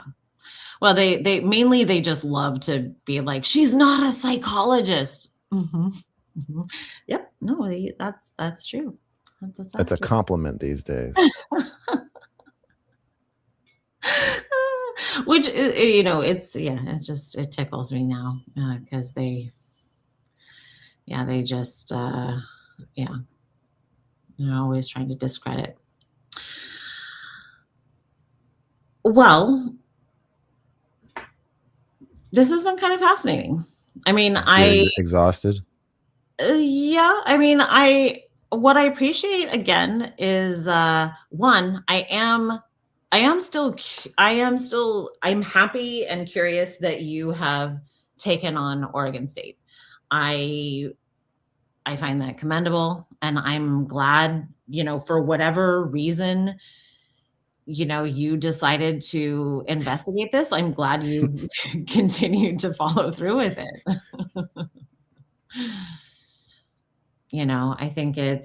I think they need to be called out. And what I notice and appreciate about you is that you don't care what other people think. And I think that's a really, I think that's a rare and valuable skill in the world today. Of course, we're social animals, so people, I guess there's like a social herd mentality that it is important to be liked, I guess, to a certain extent. But in a cult think scenario, being unlikable is a very good quality. So I appreciate that. You like that I'm unlikable. Well, I like that you're willing to do things that are unlikable and that people yeah, I do. Yeah. And honestly, the other thing But I don't see.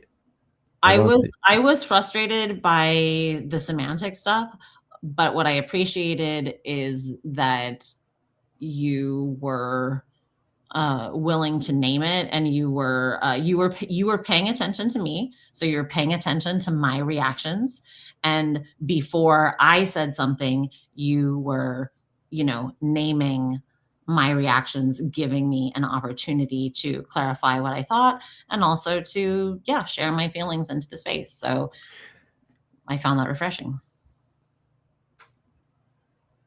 because you could have just ignored it. You could have ignored that I was having signs of frustration.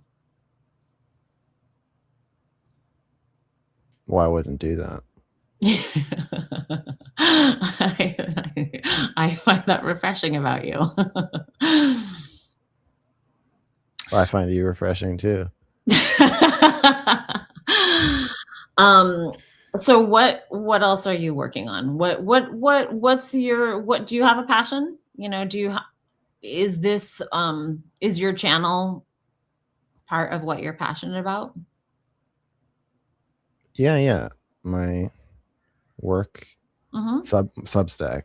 Mm-hmm. Your You said when you Substack. say channel, it sounds like YouTube. I got banned. I got banned from YouTube. So you're banned. I know that. I remember that went down. That was not fair. So you haven't not gone back to YouTube. No. Okay. Substack is safer for now. Yeah. Substack seems, I enjoy Substack as well. I'm trying to grow my Substack, but this will go up on my Substack, but I don't have the podcast thing set up on Substack yet, so I'll have to put it up after the fact. I don't really have a singular passion. Mm-hmm. I kind of just take on different projects. Mm-hmm.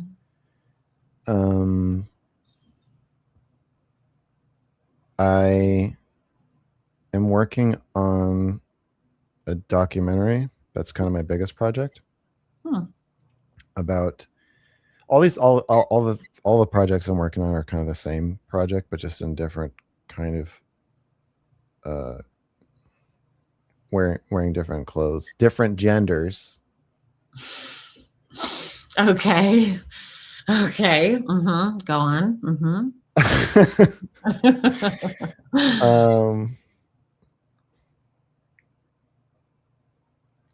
It's a documentary about my high school principal, who is a serial child predator. Wow. Okay. Wow. So there's some admissions from him. There's $6 million in payouts from school districts where he was the principal of, and in one district he was the principal, in the other he was a teacher. He's the principal of multiple different public high schools. Wow. And he ran it started out as bike tours, and then it became bus tours around the country. It's this program called the Traveling School, which he ran from 1980 to 1999. He ran it out of first Colorado and then California. And in California, he convinced the school district to make it part of the curriculum. Wow. And to pay him for it. Wow. Wow.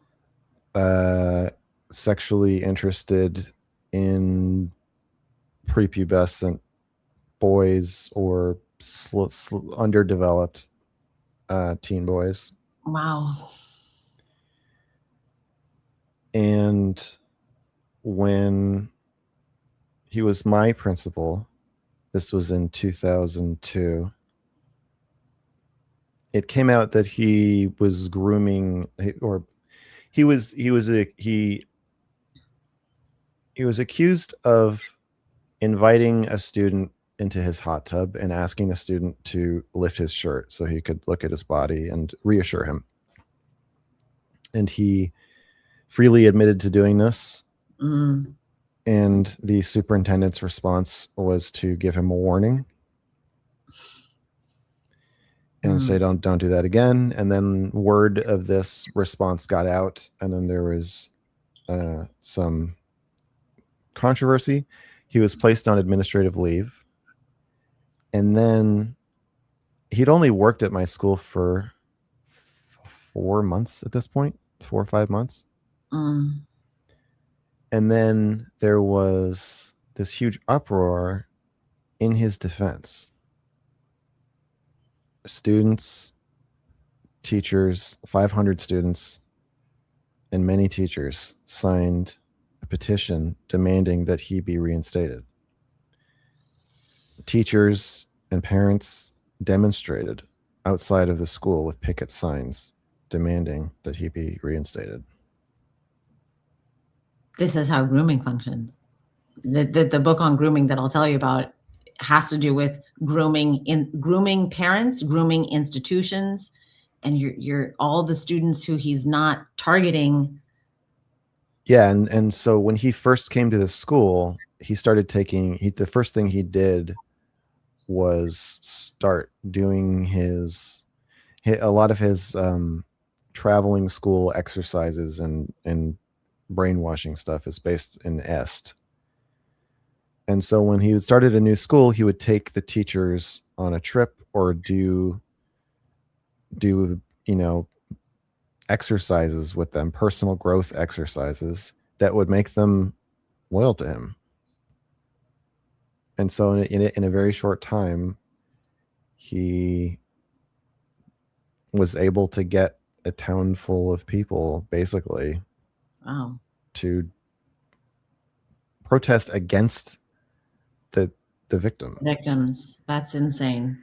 Yeah. Wow. Wow. And so that was a very formative moment for me. And Yeah. I think I had a newsletter that I would hand out by hand in the lunchroom and that I would self-publish. And I criticized the superintendent's handling of this harshly. Wow.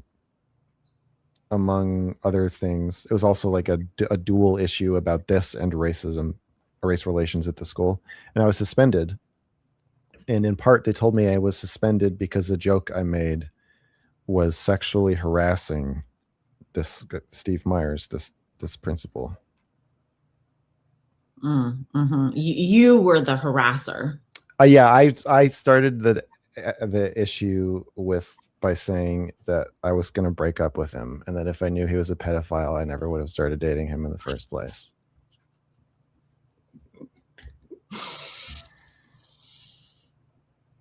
And so that was, I think, had more of an impact on me than I realized. And then it came out that he had already admitted. It feels like the Mr. Girl origin story. I think it is. Yeah. I think that was the moment where I was just like, okay, it's groups of people agreeing about stuff, authority, protesting. Where it's just cults. I didn't really have the language for it then, but I think that was my first, like, something is really wrong here. Yeah. And yeah, so I think I've been kind of interested and really reactive to that, and very scared of being that ever since then. Well, and you use humor to shed light on it in a very provocative way. And I do think, I think being provocative is often a really good tool. We all have different tools in our arsenal, and that's really needed. It's really needed. Something about it being implied that it's my fault that the principal is a predator because I talked about it. Really fucked me up. Yeah. Well, and you were, I can see as a young man, you were doing something that was cutting edge. You were trying to, you provoke and speak truth that was going to, get some change to happen in a provocative way. But yeah, I can imagine that. Did people take your side? How did it, what was the response of others? What was your parental response? My father was very much on my side, kind of vicariously living through me, I think. That's nice. Yeah. No? Sort of. Okay. It's complicated. Okay. My mother, I started writing about her in my newsletters. I said fuck you to her in one of them. So I think she had mixed. I don't think she wanted me to be suspended, but I think she had mixed feelings about it. And I wasn't speaking to her at that time. Also, or shortly after that, I stopped speaking to her for a year and a half. So nothing was going very well. Some people were, I don't know, a lot. Some people were on my side, and a lot of people were like, "You're just a fucking asshole."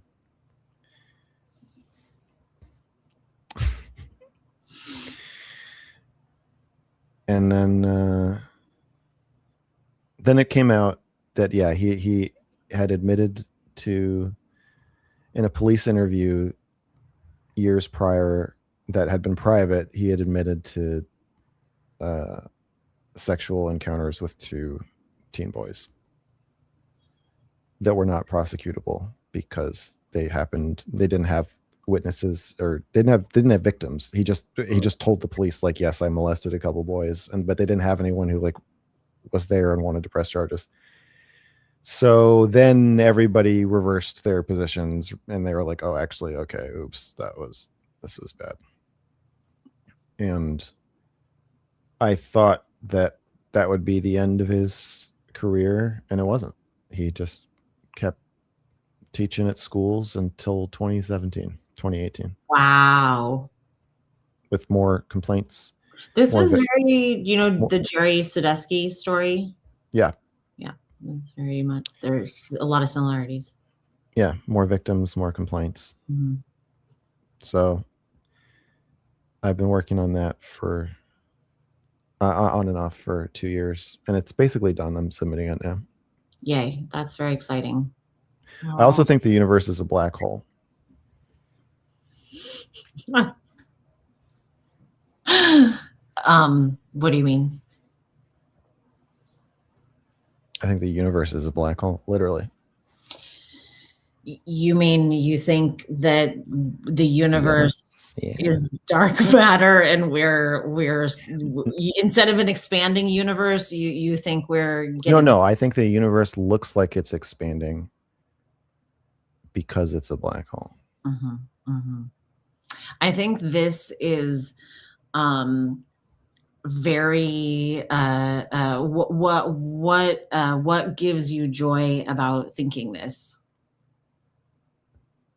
It's true. Nothing gives me joy. Nothing the same. It's the same. It's the same linguistic project. Okay, I was thinking about. I know, because it's irrelevant to our actual literal lived experience. No, I don't think that's true. Okay, how does it impact us? Why the universe is expanding? The universe is. Why should I, when I care about what girls happens, when you care about what happens to girls in the locker room? Why should I care about this?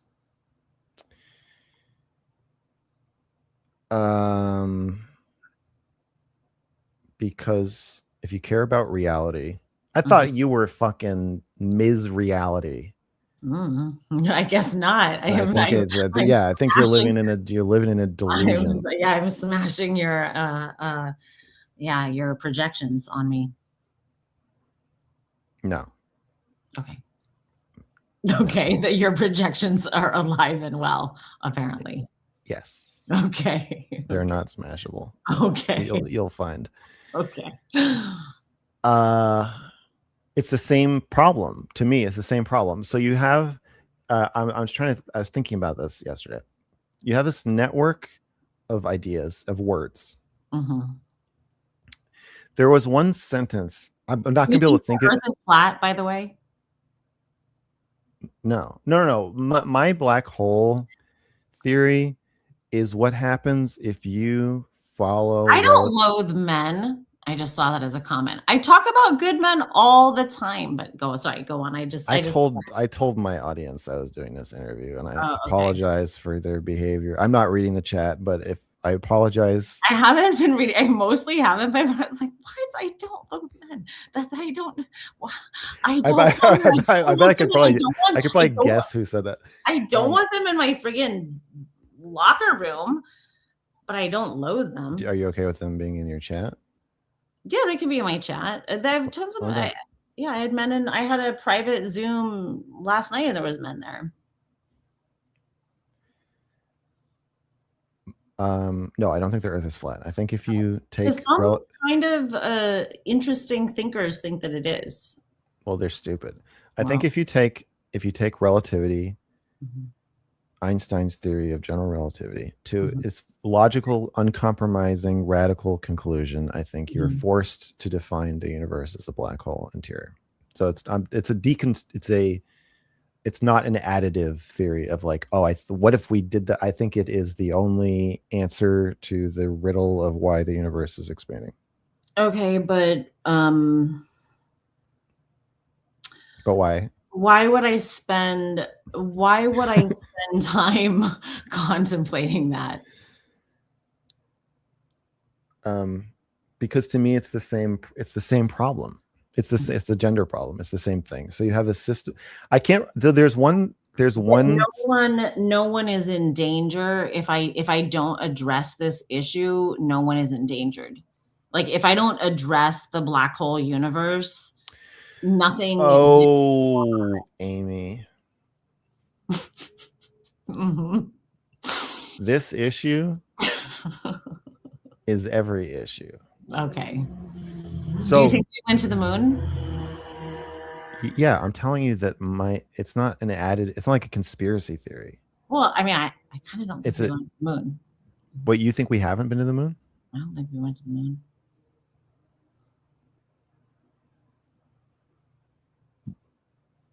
What? I'm shocked to hear you say that. I don't think we did. Do you think we're going to the moon now? We're planning on going to the moon. Do you think that will be fake? I don't think so. Wait, you do think it will be fake? I think it will be fake. I don't think we yeah, This is, no, I I'm, don't.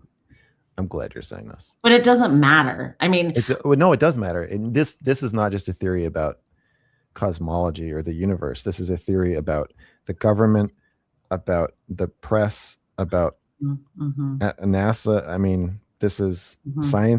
scientists. Yeah. Do you think it's possible to go to the moon? Um, Do you think the Earth is? Hang on. um, Do you think the Earth is round? I do, Do but you think the I moon is? don't Do you think think the we moon is a? I don't think we got through the what's that asteroid belt that the uh well, we'll have to have it another time when I'm more informed, but no, I Do don't you think think? Do you think the moon revolves around the Earth? I haven't looked into it. Do you think the moon is a rock? Like okay, we think the moon is a rock that revolves around the Earth, or that is the current standard Oh yeah, thinking. the Kuiper belt. Thank you. Someone said it. Yeah, I don't think we went through the Kuiper belt. Do you think the moon is a rock that revolves around the Earth the way that Yeah. astronomers say it is? Yeah, I guess so. I haven't looked into it. Do you think that the moon is 250,000 miles away? Or did you think the facts of the solar system are as presented basically in schools? I feel unsure. I feel that they have misrepresented a lot of things, and I can imagine that it would I think there's potentials that it would behoove people in power to confuse us about a lot of things. So I'm interested in theories that pick these things apart. I mean, not like super interested, not like I'm interested You in just dating women and girls, but yeah, like you're that's why when you went into the whole semantics discussion, like there's like part of my analytical mind that's like I could go there as like an interesting conversation. I just don't think it's urgent. I don't feel a sense of urgency about it. okay. The thing that connects these things for me Okay. is denial. I think that people engage in a lot of denial, Mhm. and I think that the trans thing, in a way, is about denial. Mhm. It's a Yeah. way to say I am not my body. I am a soul in my body. It's a Yes, way to escape your life without dying. Just I'm a new person now. I agree. Yes. So I think it's a highly avoidant framework of like Yes. yes, you're stuck in your female body. You're 15 years old. The people are sexist. You're treated as a second-class citizen. You're in a horrible situation, and there's nothing you can do to escape it. And Welcome to womanhood. yeah, You're a exactly. woman Well, yeah, now. you're becoming a woman, and the more developed your body gets, the more horrible it's going to be. Um, and and I think gender ideology and the medicalization or whatever is a way to. It's avoidant. Yeah. I think thinking the universe isn't a black hole, if you're a relativist in the early 1900s, is all similarly avoidant of just increasingly adding more and more exotic forces and theories so that that doesn't have to be what's happening. And so that's why both are interesting to me. And that's why the language part of the gender stuff is interesting to me. That it's. Do you read Noam Chomsky's linguistic stuff? No. Okay, you might like it. Maybe. Do you like linguistics in general? Do you just have your own theories of language, or do you like looking at linguists who talk about linguistics? I like talking to ChatGPT about linguists. Okay. Well, okay. Okay. I want to know only exactly what I need to know to make my specific current argument, and I want to learn it in the form of arguing.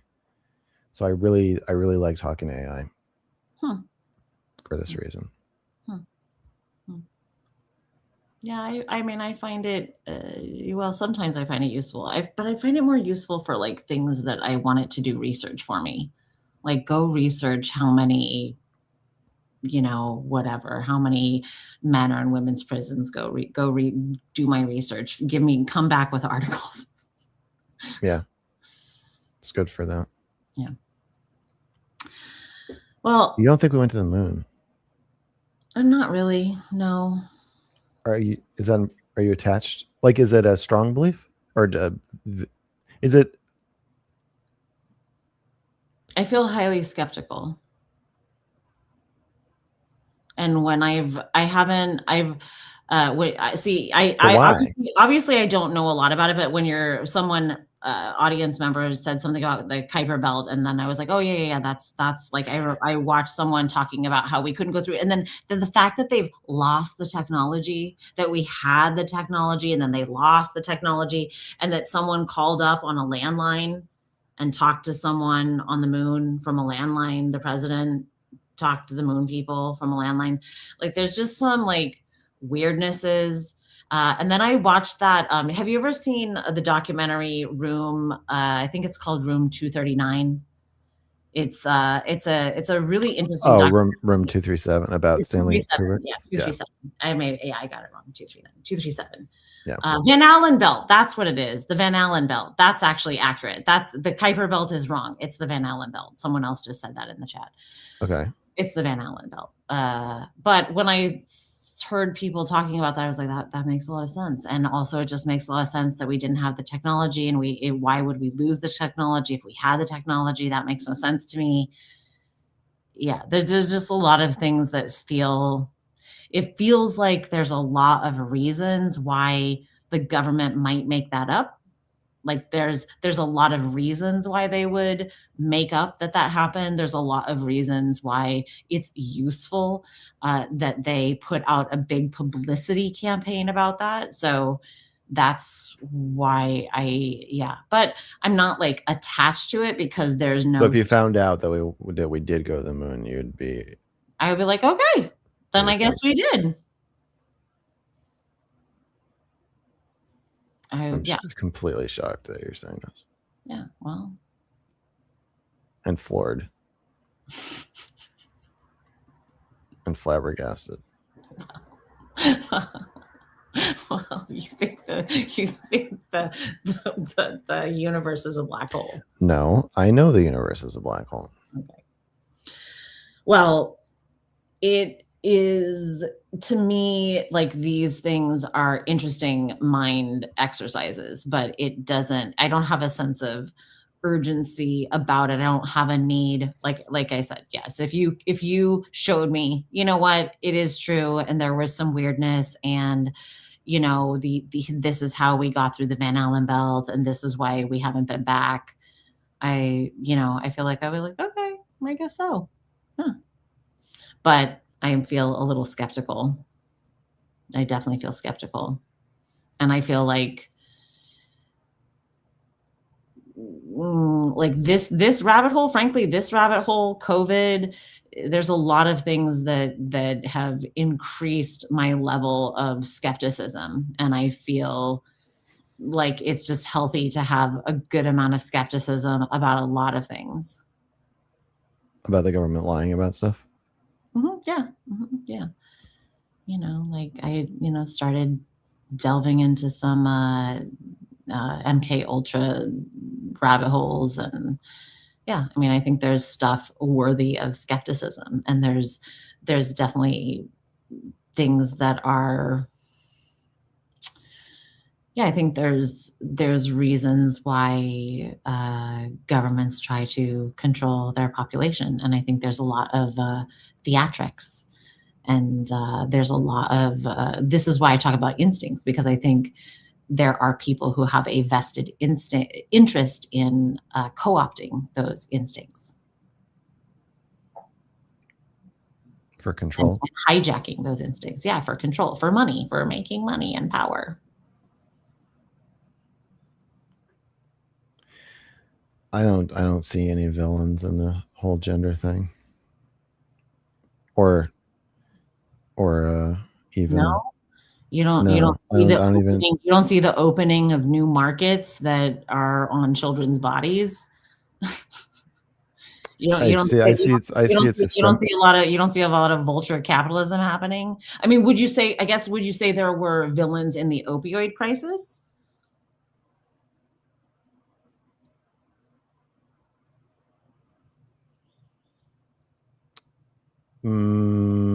I would more say that, yeah. Just I mean, because it's not like confusing, or you're not. I think this crisis is more villainous than the opioid crisis, and But I with think this, you have people enforcing the philosophy around you, and forcing the language on you, and threatening you if you don't use it. There isn't like a big cohort of people saying you have to prescribe as many opioids as possible, or we'll kill ourselves, I mean, that's why or I think this is more villainous. but I just see it as a systemic problem. I don't really. I see it I as. think it's like inevitable. Did you ever read? I remember I recommended to you Martine Rothblatt's Transgender to Transhumanism. Did you read Oh it? yeah, in our Twitter DMs. Mm-hmm. Read it. Mm-hmm. Did you ask Like, AI about it? AI didn't exist then. Well, I did read some of it, okay. and then I did read some of it. Okay. I didn't read the whole thing, but I did. Yes, I did. Okay. I respect you. Okay. On all things non-lunar. I respect you. Okay. Well, I gotta go because I gotta go. Person. Yeah, I'm a person, and I wanna. Yeah. Well, thanks for having me. Well, I appreciate it, and I appreciate the work that you're doing, and I hope that you will, keep us informed. I want to, when I should say, I hope that it will go through, this lawsuit goes through. Yeah, I want to keep. I mean, yeah, I'm supposed to file it like the day after tomorrow. So yeah, keep me posted, please. I would like to hear about it.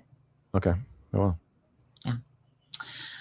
All right, we're going to wrap up with the audience. Thank you, everyone, for participating in the comments. I really appreciate all of that. And if you're one of if you're one of Mr. Girl's followers, then follow me, please.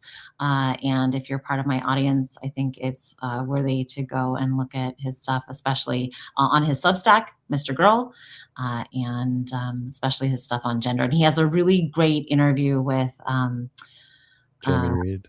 Jamie Reed, and also you had a really good one with Michael Bailey.